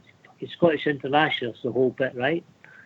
Played some of the biggest clubs in the land, Everton, Nantes, the whole bit. He says to me, Bill, I'll go on trial. He says, because I'll tell you something, if I go on trial, they'll sign me. 2 weeks after I joined them, I got the phone call, come through and we'll do a deal. And he was one of the first, if not the first British player to go under that new regime. And he opened the door for a few, Stevie Nicol and all that after that. But that's how difficult it was. And it was the same with Goffey. I remember Morris's old gaffer at Kansas was an Englishman. He'd been over there 20 odd years, Ron Dixon. And I brought him over here. He kept saying to me, I don't know. I said, look, do me a favour. Come over and we'll take you to a game. I took him to the Rangers Celtic game at Parkhead. Remember Goffey scored? It was 1-0, I think it was. 1-1, 1-0, 1-1. And we were in the Rangers end, him and I. And right. he couldn't believe it. And he agreed to sign Goffey after that. So that was it. So Goff went and he came back to Ibrox, didn't he? He came back. He went to Everton and then came back to Everton. Right. Just ribbon in. I mean, a fantastic player, great athlete. Aye. Good lad too. Good lad. Yeah, very good. Would you say that was a golden period for Bill McMurdo and the football, late 70s, 80s and early 90s? No. I do more business now. No, right. I do more business now. The last 10, 12 years, I've been concentrating mainly on Spanish players. I look after, I'd say, at least 40 Spanish players at the moment, all over Europe and the Americas and the whole bit. And I brought Juan Maortiz to Rangers. I read that. You were Alan McCoy's. Was he Alan McCoy's last signing? No, he was the first signing. The last signing. I also provided his last signing. His last signing was Lee Robinson. The goalkeeper. Aye. Tell you a wee story about that, eh? Go on then. I'd looked after Lee for 2 years. He'd been at Ibrox before, did you know that? He was at Ibrox as a boy, Right. So, twice he kept saying, I want to sign, I'm not got any money, I need a centre half, and I can only do one transfer at a time, all this shit, all the way through. So, we've got the boy hanging by a thread for the best part of 2 years, right? So, Coyce says to me, it was June, July, he says, Bob, I can't sign him just now. He says, but I'd like to take Lee to America with us on tour. I said, no, the only way he's going to America on tour is if you sign him. I've not got any money. I said, well, how can I let him go away to America on tour when there's a possibility he could sign for another team in the whole bit, right? Anyway, we decided against it. When he came back from America, I got a call from Ali and he says to me, Bob, I've got some money, we've got to do the deal. I said, right, okay. So we go in and we were playing Dumbarton that day and we into Ibrox on Saturday morning, right? Mm-hmm. Do the deal. Coyce says, listen, we're not going to go public on this till Monday. I said, right, okay, that's great. So he says to me, you got to watch the game, but I said, no, I really need to go home, I've got some work to do. He went, what happens if the press speak to me? What am I going to say to them, this, that, next thing? I said, look, I'll tell you what I'll do with you. I says, I'll stay for the game. We'll go along to the players' lounge and get a cup of tea. It's about maybe 1 o'clock or something, right? I said, right, okay, so we're walking along the front of the Ibrox, come out the main door, walk along the front of the Ibrox. And Lee says to me, he says, by the way, Bill, he says, I was speaking to a guy, he's a good pal of yours. He says, to send on his regards. I said, who would that be? He went, Len Murray. I went, Len Murray, the lawyer? Yes. I said, Len Murray was my lawyer for 20 odd years. A great guy. I says, let me ask you a question, son. I says, how do you know Len Murray? And he looked at me and he went, we go to the same church. I said, don't be fucking stupid. How do you know the same church? He's a Tim. He went, so am I. So am I too. And nobody knew it. I said, you kept that quiet, did you know? For 2 years, never cracked the sheet. I was kidding him on. I said, Lee, it just never come up. I was laughing, right? He said, just never come up. I said, well, there you are. He wasn't a bad goalkeeper. He was a bit of a nutcase, but he wasn't a bad goalkeeper. I thought he could let us down when he played anyway, you know? You were lucky my family lawyer was Baltrami. He used to live beside me, Joe. Joe lived beside me. That's another story. Len Murray was nearly Celtic chairman round about the time Fergus Pecan took the club on. And he was supposed to be the chairman and Fergus was the chief executive or something.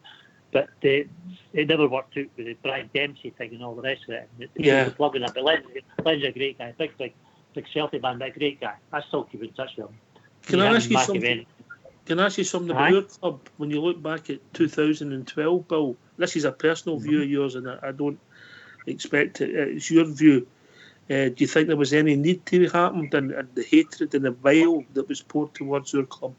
What's the Bill McMurdo view on what happened to us? I think they got caught. I think the press have got a lot to answer for. I know we can blame them for everything, but the way that they went about things. Have you read Craig White's book, no? I've no intentions of reading Craig White's book. Tell you what, it opened your eyes. So the things he said there, which I know was true, right? And I know he was the knight in shining armour and all the rest of it. But there was a lot of things happened. I know for a fact that they happened. And he took the blunt of it. In my opinion, I don't care if you use it if you want. I think David Murray had... David Murray was a catalyst for the thing. I think David Murray was to blame for the whole thing. The way that he went about things, the way that he let the club go and all the rest of it. The money that was spent that we never had these EBTs. I mean, nobody will convince me in my own mind that EBTs are good. I can't understand how people would think they would work. How can I say to you, Ox, I'm going to pay you $100,000 a year. That's what I'm going to pay you. But you're going to have to pay tax on that. And rather than pay you tax on that, I'm going to give you $60,000 wages. And I'm going to give you a $40,000 loan. Right? Now, see that loan, you will never ever have to pay that back. How can that be right? Tell me. I'm simple. How can that be right? Plus the big factor, I don't know how much this has come out. Situation according to the FA and FIFA and the SFA and the whole bit, all the documentation in relation to a contract has got to be submitted to the association, right? Mm-hmm. Mm-hmm. All these guys who were on EBTs, they had private letters from Rangers, which were never ever lodged with the SFA. They were never lodged. They eventually got found. They were found. Someone turned up with them, and that was the massive problem, because we could have, to be honest with you, we could have been thrown out of Scottish football because of that situation. Everyone turned a blind eye to it, but I promise you that happened, and I don't know how it came about. I honestly believe that David Murray got so much to answer for, the way he conducted his business, the way that he let things go, the way he wanted rid of it, and the whole bit. And I think, and I'm not sticking up for Craig White, because I think he was an idiot too at different times, but there's a lot of stuff that he took on board that he didn't realise what was involved there. And I know how David Murray works. I've got a good idea. I've known him for years. I know how he works and all the rest of it. And he's very, very plausible, right? And I think that Craig White fell for it, hook, line and sinker. Don't get me wrong, I think he had his own... He was a Rangers supporter, you know that, right? But I think he had his own views of what he was doing. I think what he wanted to do and things like that.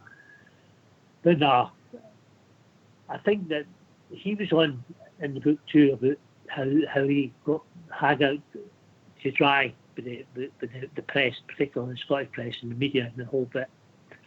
There's a lot of truth in that, and I think there was a lot of people who were anti-Rangers, and I'm talking about people in the tax and things like that. I don't say, oh, don't be silly, he's a tax man, things like that. But hey, I've experienced it myself.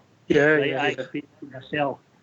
Taxmen in the past were leanings towards certain clubs and all the rest of it, and tried to make a rod to break my back. So I know what we're up against, and but I just think that I remember you spoke about Viortes there, right? Yeah. I remember going to see Coisty around about November time before it all broke, and I says, I need your help. He says, why is that? I said, well, the club's due me money.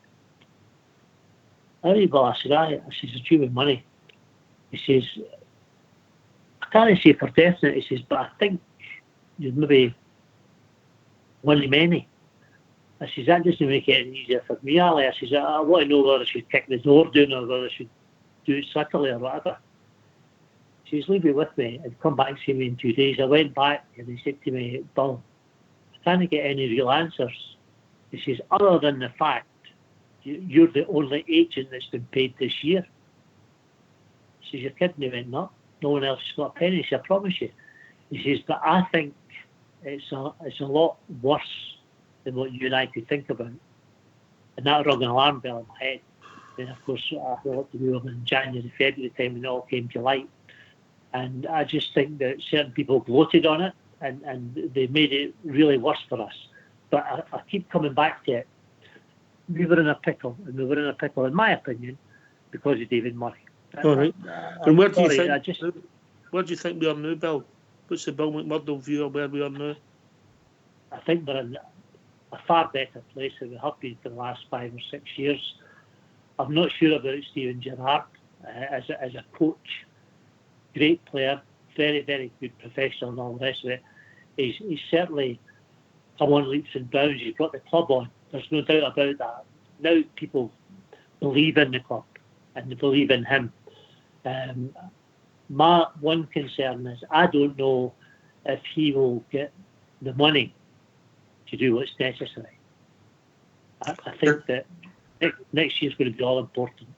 To take us to the next level. I think he has, because immediately people take us as being serious now, whereas in the last couple of years we were a joke to everybody. And the things we were doing, we stumbled from one crisis to another all the way through. He's now given us our integrity back, and I think he's an honest guy. And I just wonder, I saw him go beat Kilmarnock there, and I've never seen him so despondent, and I thought, maybe this is just getting to him, the very fact that we think we're riding a crest, we think we're there, then all of a sudden, bang, we're in shit creek again, right? And I'm just worried that if we don't make the money available to him to change it to the level that we need to be at, I think he could maybe walk. I'm not talking about now. I think it maybe a year or a couple of years or whatever. But I think, honestly, he's the best man for the job. I really believe that. I think he will be a great manager in his career. And I like him. He's honest and he's got a lot of respect in the game from players, managers, coaches, everything. He's never put a foot wrong all his football career. And I think that's rubbed off on us. And I also think that he's sucked into what we are. I think very, very quickly he's realised what Rangers Football Club's all about. And I'd love him to take us to the next level. I said, funny enough, I was doing an interview today. I said, look, I don't care who the manager is of what club. If a manager gets 60% of his signings to be a success, he's doing very well. I really believe that. It doesn't matter who you buy. You could buy the greatest player in the world. He might not turn it on for you for whatever reason.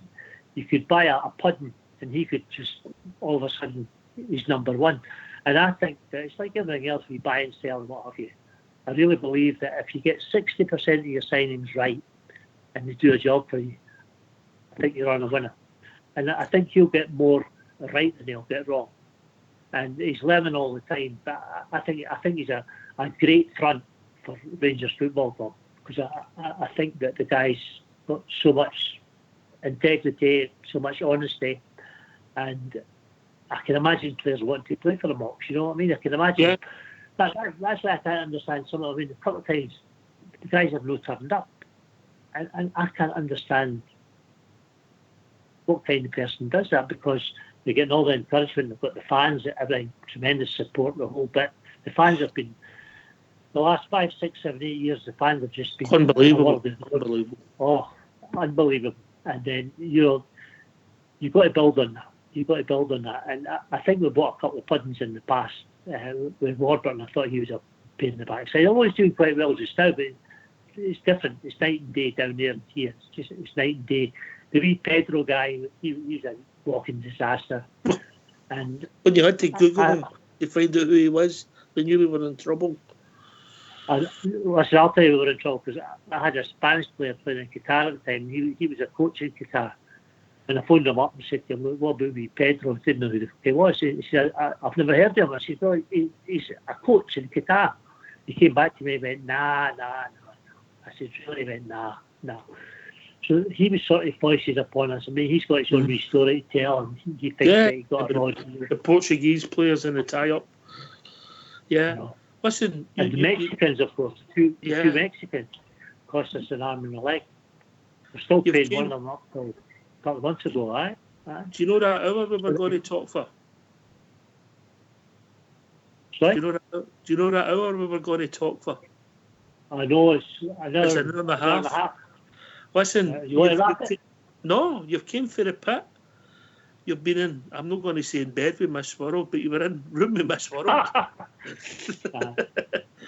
You've dealt with arguably the biggest transfer that's ever broken maybe world football, because of the story behind it. It's the biggest. There's definitely been more said about it, more written about it, more shown about it than any other one I can think of. Mm-hmm. Regrets?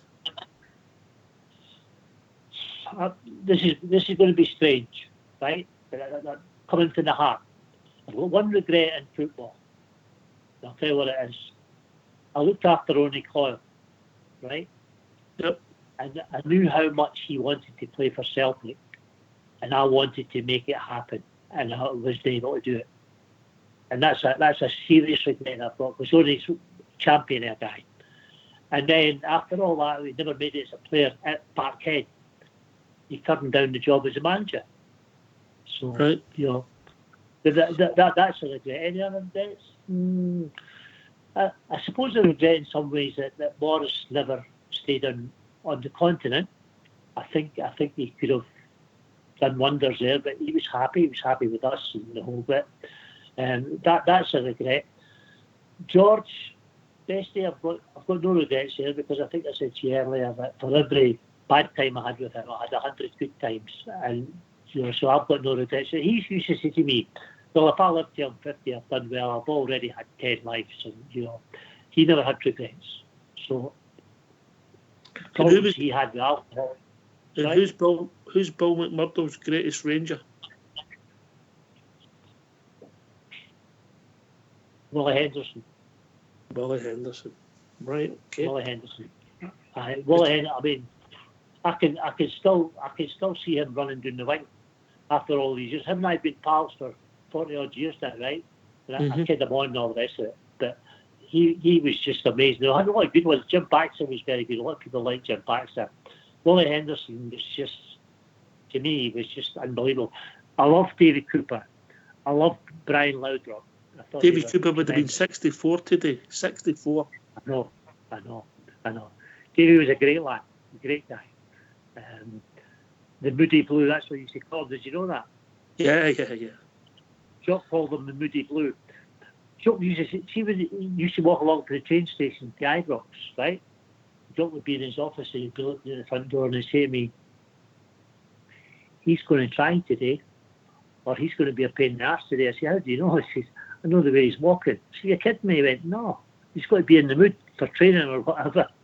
He said, if he's in the mood, he's a world beater. If he can't be bothered, but he could play, eh? Oh, he could play. What a player. I remember that. I brought Rod Stewart's team to Glasgow. and we played at Partick Thistle's ground. It's an American team, right? Yep. And Rod played right back, and Cooper plays on the left wing. And Rod said to me after it went, "Bill, I'm looking and there's 5 or 6 Davy Coopers running about." He said he was just by me, and he said I had nightmares when I went home. He said I couldn't sleep for about 3 nights thinking about this guy. I absolutely loathed him. But Davy could play. He could have gone anywhere. I mean, his chance to go to Man U and fucking Spurs and the whole bit. Decided against it. They wanted to sign the Rangers. It was unbelievable. I think we let him go too soon. Yeah, but he was also took away from his far too soon. I mean, he had a lot to offer, and he was just coming out his shell. Davy Cooper as a man. He was starting to do media stuff and coach, and because the way he played the game was it was a gift he had. Aye. Another thing you talk about regrets. Another regret I had was V. John Robertson. Yep. Would have given his right leg to sign for Rangers. You know, a wee great Jambo, scored all these goals and all the rest of it. His brother played with us, you know that, Chris? He played with us. And John always used to say, "Oh, I want to play with Rangers, I want to play with Rangers." And we came close to it a few times, and then it just never happened. So, from his point of view, I regret it that never happened, because I think he's been tremendous for us. I really believe he'd have scored a barrel load of goals. And very nearly happened a couple of times, but you know, these things, that's life, isn't it, really? Brilliant.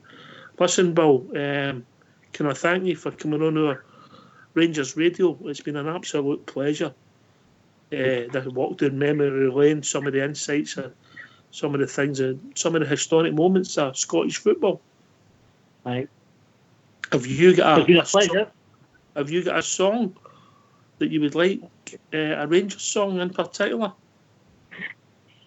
Well, one of my best pals, no longer with us, wrote this song and recorded it, and it's called The Rangers Chorus by Callum Kennedy. Bill McMurdo, thanks for the memories, thanks for joining us, and all the best for everybody here at Rangers Radio. Thank you, my pleasure. Thank you for everything. Cheers now, bye-bye. Now, Dunbar, McCready, forward to Meiklejohn, to Dickey, back to Cunningham, and it's Morton over to Young, a neat pass to Brand. He hits it on, and yes, it's a goal! Listen to that Ibrox crowd roar as Rangers start the new year with a wonderful goal. And listen to Callum Kennedy as he sings with the crowd, the Rangers Chorus. Have you seen the Glasgow Rangers? Have you seen the boys in blue? They're admired by all who know them. If you saw them, so would you. Loved by all, they are good sportsmen. For fair play, they top the pole. There's a roar that beats old Hampden when they score the winning goal. On the slopes of dear old Ibrox, thousands gather for the fray, and they're glorious and victorious when the Rangers win the day. They have played way in Monaco, they have played in USA, but the greatest game in history is the game on New Year's Day.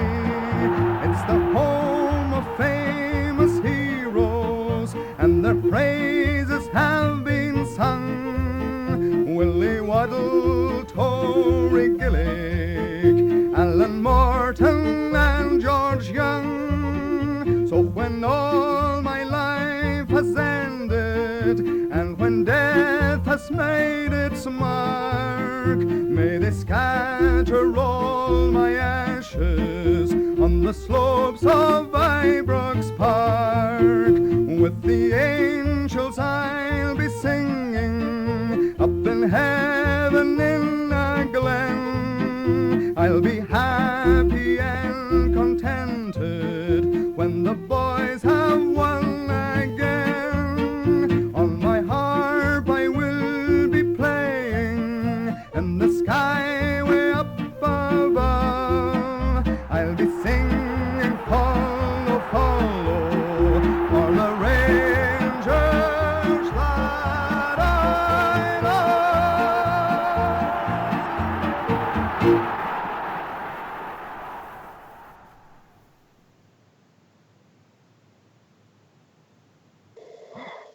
Well, thanks for that, Terry.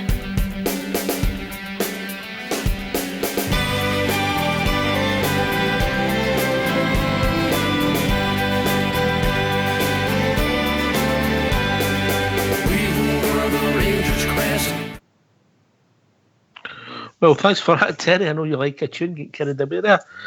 And so did we with the chat. It ran a wee bit longer than we planned, but I hope you all enjoyed it. It was great talking to Bill McMurdo. Evening, Bridgeman. Evening, JFK. Evening, Oxshire. Evening, Bridgeman. That was brilliant, pal. Can I just say, really, really, really well done. That was brilliant. Well done to Mr. McMurdo, and well done to yourself. A superb interview. Not trying to give you too many plaudits. Can I just say that? In all honesty, that was magic. I'm sure all the boys in the lobby loved it, and everybody listening in, it's a pleasure to listen to. I think I said 2 words. Right, we've got a big game tomorrow night. Looking forward to our apprehensive GFK. A bit of both, mate. A bit of both. You know, it's good to get there with a win. No, the old adage that we only need a draw, but I mean, the gaffer has stated that that's not the way Rangers play. He's not got to play for a draw.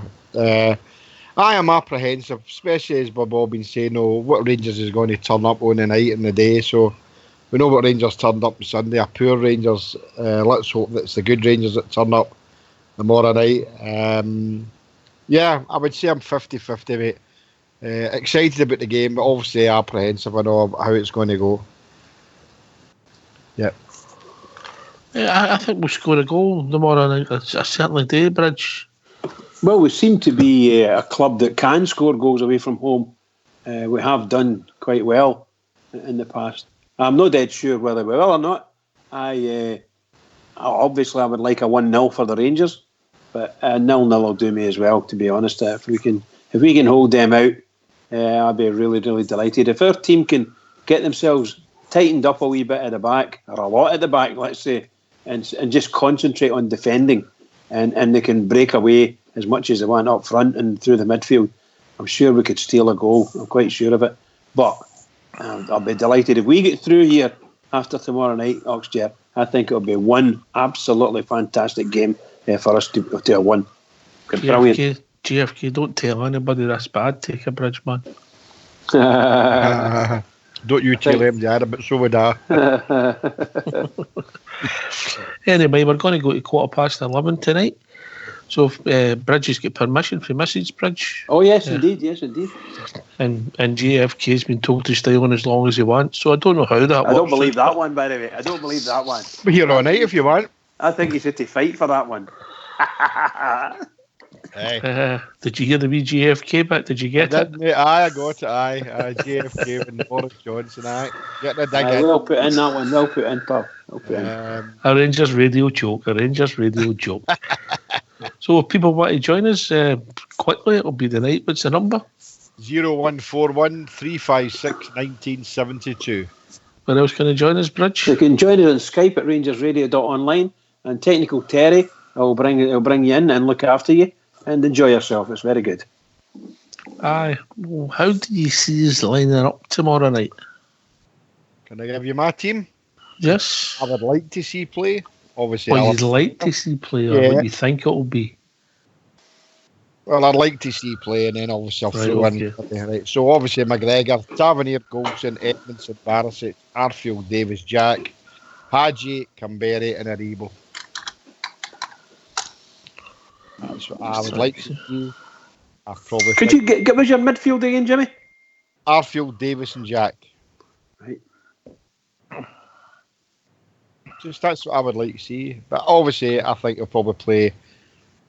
I think he'll probably drop. He'll not play at Arfield. He'll probably play Aribo in there and probably play Kent on the left. But that's the team I would like to play. I've mentioned there. Will it not just depend right at this moment and what the fitness is? I don't know what the latest news of Barisic. I know he's over there. I know he's over there. Oh, sorry, has it been notified? Oh, I haven't heard. The day he's fit, he should be playing, aye. No, but he's in the pool. That's what I mean. He's away with them and he's in the pool, so that means he's fit to play. I would imagine he'll play then. I would imagine he would. Aye. So it would be to me it would be the standard back four of Tavernier, Golson and Katic and Barisic. And the midfield, I've got a sneak suspicion he'll bring Glenn Kamara in, to be honest, from a defensive perspective. But he might go with it, just as you said there, Jimmy, with Arfield, Davis, and did you say Aribo on the left? Well, look, but he played Aribo, he brought on Aribo and played him at left back, right? So I know, so put him in the left wing then. I've not got a problem with that. I just think Kent's ran his race now. I think he's ran and he's done now for me. So I'd like to see a couple of changes there. And you're going to go up front. Where you're going for? What did you say? Hadji, Canberry, and Kent. No, Kent. I think he probably will play Kent, but I would like to see him play Aribo. But he'll probably go out there and put Arfield, take him out there, and take Arfield out and put Aribo in there. Right. That's a team I'd like to see. Okay. If you've gone by form, you need to get Aribo on the team, wouldn't you? Absolutely, I think so. I think so, definitely. I think Aribo should be playing up front, to be honest, rather than the midfield. That's why I think Glenn Kamara. But Ryan Jack's fit, isn't he? He was back. What am I talking about? He was back. Jack Davis and Arfield in the middle, and Aribo up front with Canberry and Hadji. He's not been banned or anything like that because he served his ban, didn't he? Yep. Ryan Jack. He was banned last week. Yeah. So he'll be back. So it'll be Ryan Jack, Stephen Davis, and you get a choice between Glenn Kamara on Europe. In Europe, those three have been really good for us. They've been real warriors for us. Apart from last week. Apart from Jack wasn't playing, and a lot of the way must have lost. Kamara was appalling. I know he wasn't great, but there's a few of them weren't great over the last couple of games. So that was the sort of the standard half-back line, and I think you could maybe slip Kamara out if you don't want him in. You could put an Aribo in there and go with JFK says. I think we need to have Canberry and Kent in, and I forgot we Hadji. Hadji's got to play out on the right, hasn't he? So quite good on paper, quite a good team. Yeah. Interesting.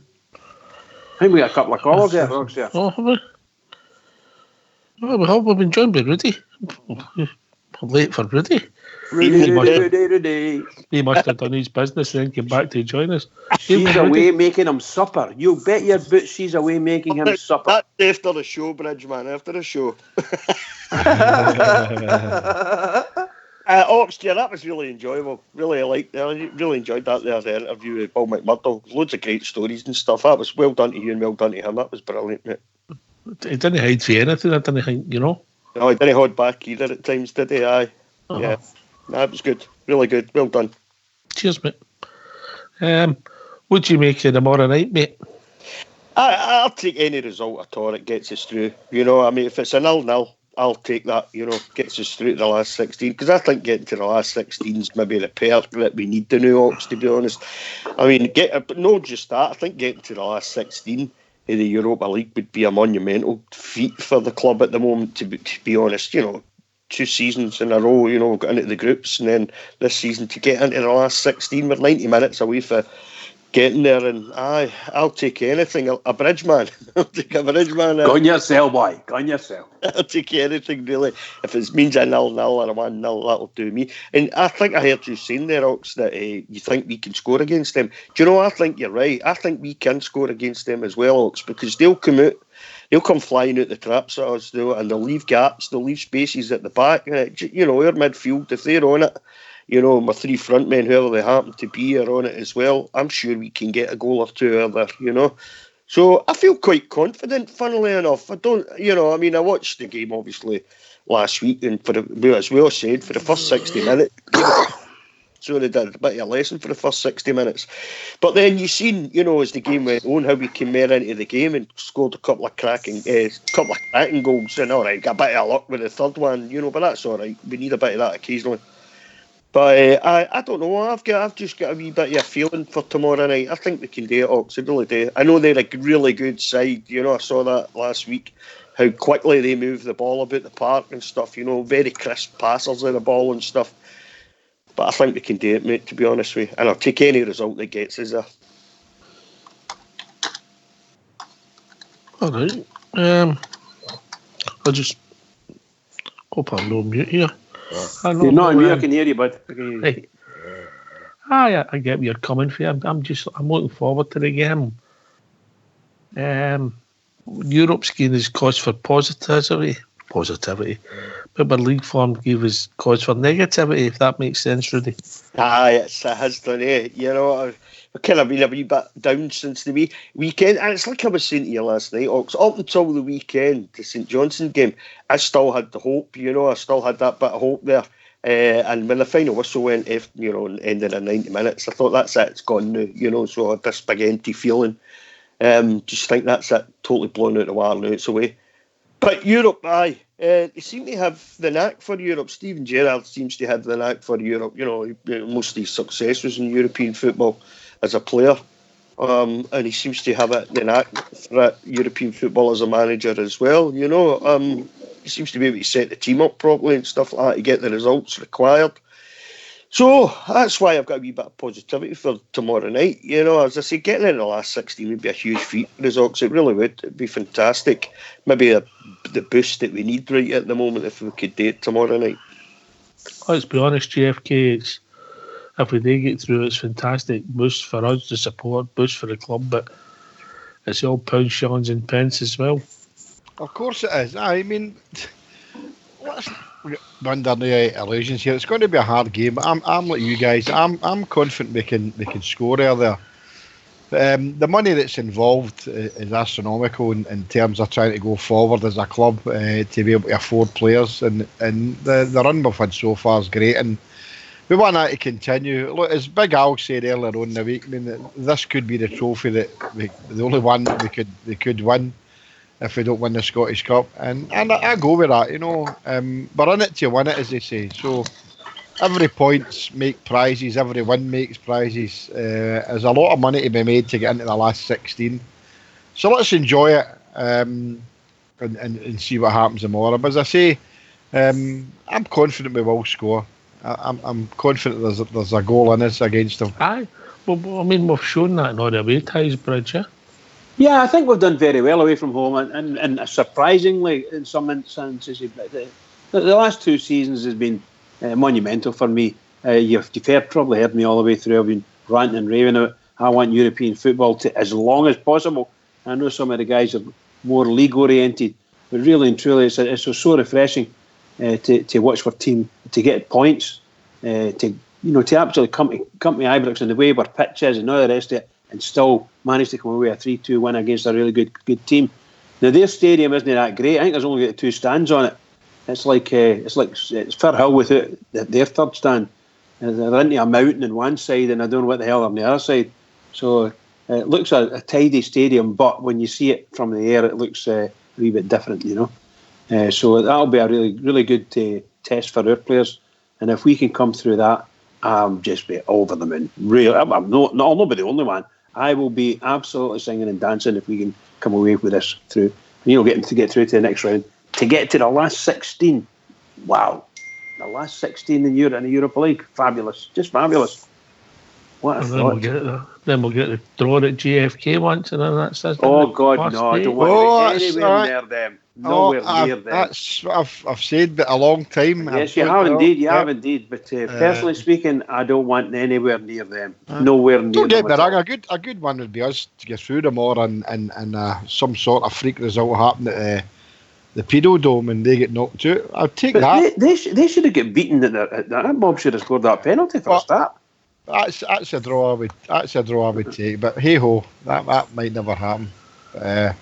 Let's concentrate on what we're going to do tomorrow, and it's a big game for us. Players need to be standing up and be counted here tomorrow. You know, they've let us down so badly since the start of the year, apart from Europe, obviously. But can I just say, Jimmy, and I'm not being funny, and I hope everybody's listening. Can we just make sure the fans watch it, because there's a lot of crap going on over in the continent at the moment with this. With people travelling, and so on and so forth. He's mentioned it earlier. Certain areas have got to come into Milan to get in there, come in that way, and they're all getting stopped and tested or whatever. We really need to keep our cool. Don't get too frustrated. No matter what it is, try to remain calm. We don't want any more Rangers fans getting lifted or anything like that. No trouble, no problems. Go and enjoy the game. As if you can get to the game based on the way the European traffic is at the moment. So good luck to them all, and I hope you all do well, and I hope you enjoy the game and we come back victors. But please keep calm. Yep. You know what your epitaph? Keep calm. Keep calm. 1-0. Keep calm. KC. Yeah, KC. KC. Aye. And the Sunshine Band. Yeah. But he's getting a wee bit carried away in his open football. He's looking maybe potential for more than one goal. Rudy, who would ever thought it? Oh, exactly. But you've seen it. You saw the way they played at Ibrox last week, Ox. They leave big gaps at the back, and as quick as they are, if you can hit them quickly on the break, like we have the capability today with likes of Canberra, Hadji, Kent. I think Kent will play tomorrow night. I think it's his kind of game, but he's really got, as Jimmy was saying, some of the players really have to step up now, stick their chest out with that badge on it and get out there and play like Rangers players tomorrow night. They've got the opportunity tomorrow night to do something great, so they have, not just for themselves, but for us, the fans, for the club as well. Their families. Aye, really, go out and play like a Rangers player. Get your chest out, man. Go out and play like a Rangers player. Look at that badge before you go out there. Think of the history behind that badge. You've got the opportunity to do something special tomorrow night. We've barely critically of them since they came back from Dubai. So it's their turn to give us something special tomorrow night, and hopefully that's what they do. And I agree with that 100%. I just hope that the team can realise where they are, and I dare say they do. They've given themselves some torrid games the last few weeks, and I'm sure they didn't want it to be like that. It wasn't meant to be like that. So they really need to pull themselves together, and they really need to. Otherwise, we're just going to get, in all probability, we'll lose. We don't want that. I want them to be able to go there and just, if they want to play defensive, go and play defensive, because they've done it before. They should know what to do.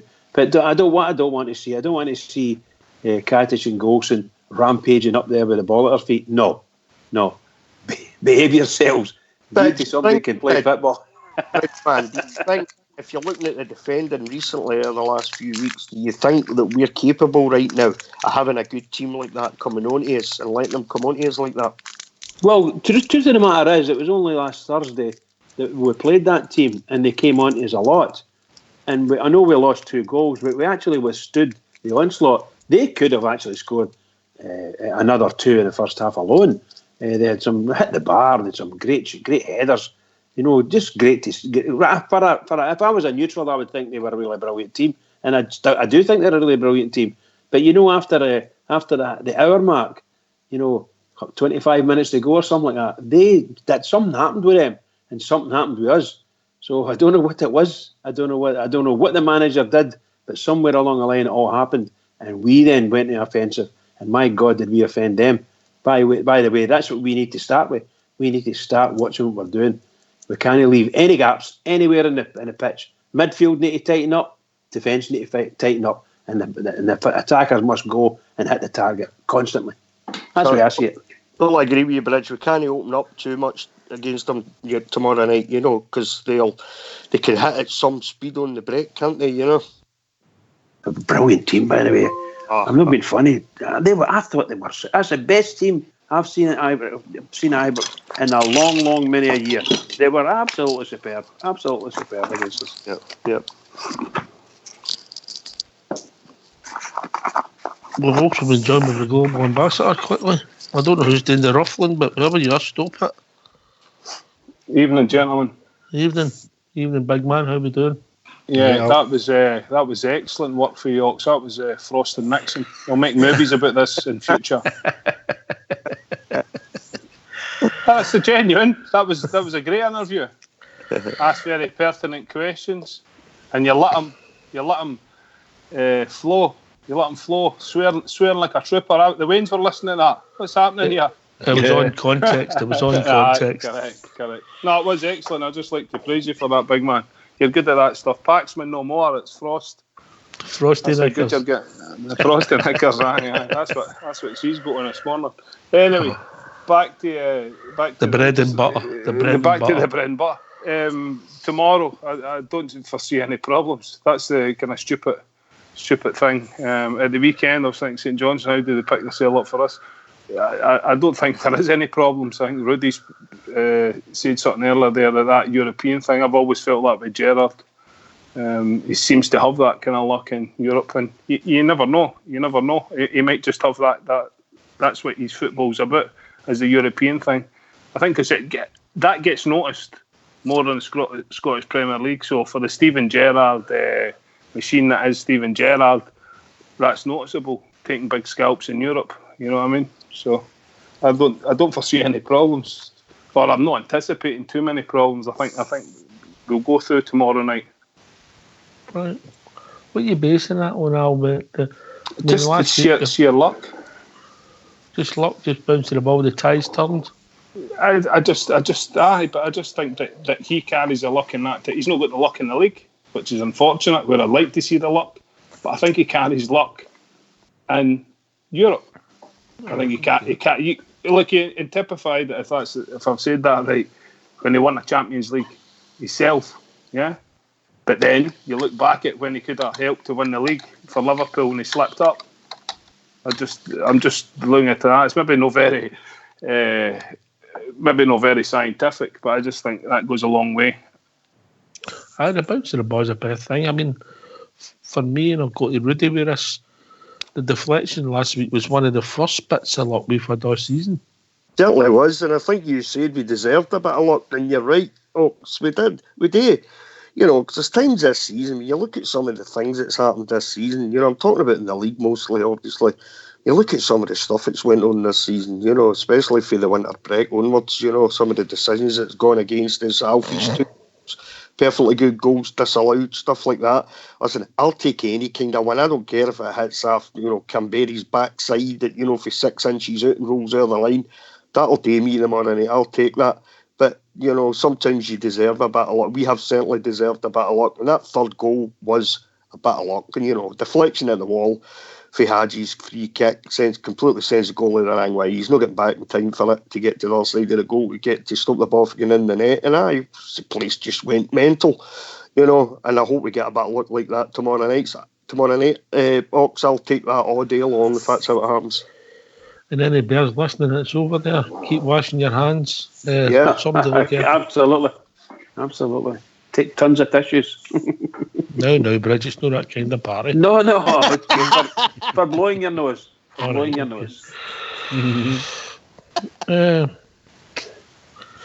GFK.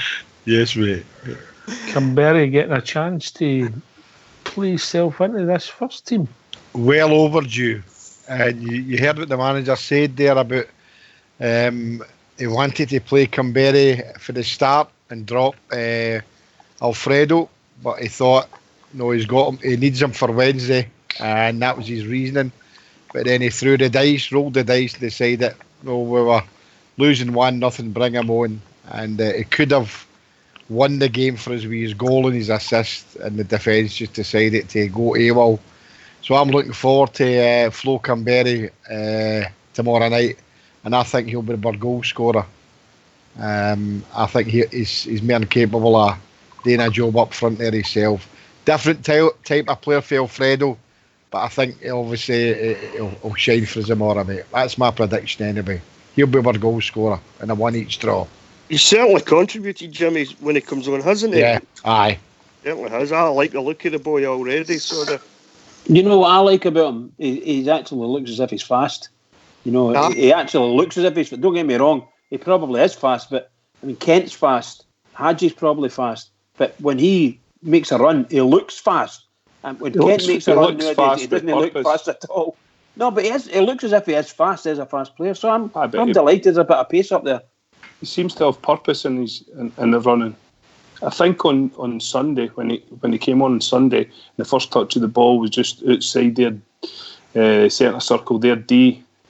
And the way he backed into the player, had the arm out and then kind of laid it off again, but spun and then ran, if I'm correct in saying that. that's what we need. We need somebody that's got that. He looked like he's got a bit of fight about him.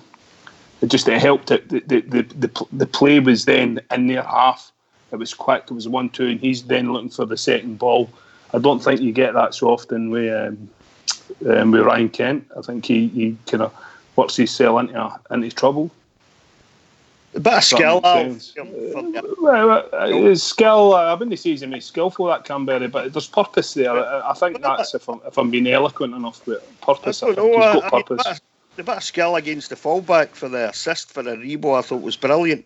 You know the way he turned that. Fullback, I thought that was brilliant. So it was. Even the second one that was offside. I mean, he still buried it like here. I know he knew it was offside. I think he did know a second or two it was offside, but he spun, and the goal itself was skill. Fair enough, but his purpose. I think he's got purpose. I think he was like that with Hibs as well. He's wanting to move forward. No hang about too much with the ball at his feet, dribbling past this one, but when no outcome, no moving anywhere forward that's gone left or right. He's wanting to get the ball, play it 1-2, and then get a return pass and carry on moving forward. That's what we need in the Rangers team. Moving forward. I think we need in the Rangers team we need a wee bit more luck. The wee bit stroke of luck we got the last game there, as Oxchair said, we need a bit more of that. To be honest, I hope we get a bit of luck tomorrow and we fight our way through, because it'd be lovely. It'd be just nice to get there. It really would be. I hope we win. JFK. I'm like Rudy, and I think that we're more than capable. Our European performances have been really good, and it's like two different teams playing. So I'm just hoping the Rangers team that's been playing well in Europe turn up tonight, and the day is proud to get into the last 16. We can't ask for any more than that. We're on a bit of a downer anyway after what happened on Sunday, so this is our chance to lift us all again and take us into the next level, and we'll see what happens in the league. But get us into the last 16, and it's a good step going forward, mate. So, but we've got to bring it to us. Financially, maybe the cup's the most important one for the short term for the club, but for us, with the like consistency in the league, that looks as if it's gone. This is let's say a substitute, Rudy. Aye, it is that, Ox. It's just the way things have turned out this season, for the winter break onwards. There's two things left for us now to look forward to. One is the European exploits, tomorrow night. If they can get into that last 16, as Bridgman and Jimmy and that were saying, great feat, And then you've got Hearts at the weekend. I know we'll come to that later on in the week, obviously, So you've got the Scottish Cup left. There's no reason why we can't go on and win the Scottish Cup. We should have won the League Cup. We didn't. We should have done, though, because we battered them out of the park for 90 minutes. We should have won that. Cheated. Cheated is a word I would use. Aye, Bridgman. So we should have won that, And as far as Europe goes, it's probably become a wee bit more important now, Ox.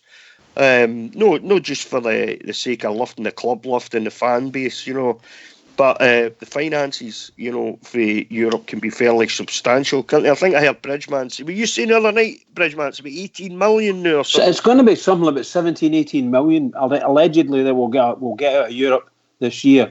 That's fantastic, isn't it? In anybody's language, it's just a brilliant move.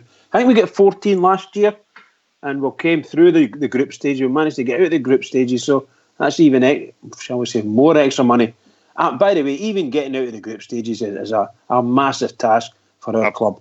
It really is massive. So I'm over the moon that we're here, and I come away from Ibrox last week after watching us beating that team 3-2, and I could not believe it. I was flying. I was absolutely flying. I could have just carried myself straight out of Clyde and into the end of the house, to be honest. It'll be the first time you've done that. Oh, absolutely. No, really and truly, and among many thousands walking down that road there, walking down the Copeland Road, they're wondering, wow, are we going to make it? Are we going to make it? That would be wonderful. Don't get me wrong, I'm not saying by any stretch of imagination that I fancy Rangers to go and win this tournament. I doubt very much if that's going to happen, but we're in with a shout if we can get past tomorrow night.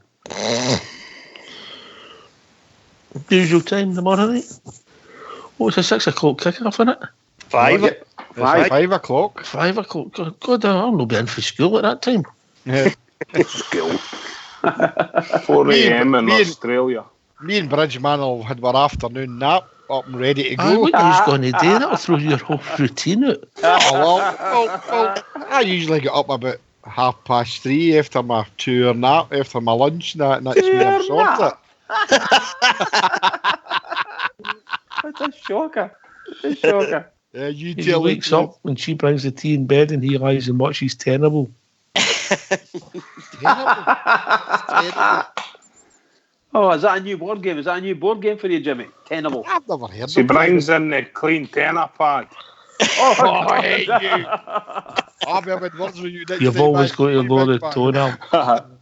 That's for the I soup. know, but it's true. That's for the soup. That's for the Tenor soup. pad doesn't fit when you've got a man Keeney on, mate. Does it? Listen, I think it's Oh, 6 you o'clock. know. I think it's 6 p.m. I think we better check that out. I think it's 6 5. o'clock our time. Is it not 5? Kick off, mate. It's here. It's a 5 o'clock kick-off. Rangers It's 4 o'clock here in Rangers versus Australia. Braga, Mm. 4:30 kick-off. At 4:30, programme starts. Kick-off is 5 p.m. Where's the programme start? 4:30. Rangers TV, that? No, that's Premier Sports it's on. Premier Sports, okay, pal. 4:30 the programme starts. Wow. Well, it's 5 o'clock, isn't it, on the official site. Wow. 5 p.m. kick-off, eh? Wow. Well, the show will just be back at 9 o'clock tomorrow night after everybody's sorted themselves out. We'll just have a normal show, yeah? Yep. Aye. That'd be brilliant. Hopefully Brilliant. celebrating. And the next round. So, Where did you say the final was again? Gdansk. Gdansk. Solidarity will put country. Webjet. Solidarity country. Like Wenser will But get his Poland. tickets. Aye. Lech Wałęsa, that's an old Lech man. Wałęsa. So you know he did. Don't know. Doesn't matter. He climbed over that wall in I thought he- Gdansk. Took over the country. Everybody done that in Yaris climbed on the wall. Absolutely. So John Boone's the same. They were trying to get out right enough. I'm here for a Anyway. pint seasons later. We've reached that time of the evening. It's over to you, Bridge. Oh, well, by the way, I have to say, what a marvellous show by yourself and Bill McMurdo. Really, truly. Superb. I hope everybody enjoyed it. I did. Thoroughly entertaining. Can I just say to all the Rangers fans all over the world, and particularly Rangers fans on here, on Rangers Radio, one sleep, and then it's back into the European game. Come on, the Rangers. See what you can do tomorrow night. Grow up and get up there. Do it. Keep it going for the Rangers, everybody. Keep it going because we need it. Rangers.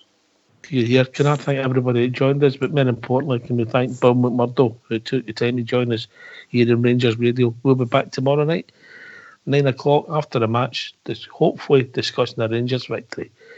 Take it away, old school blue.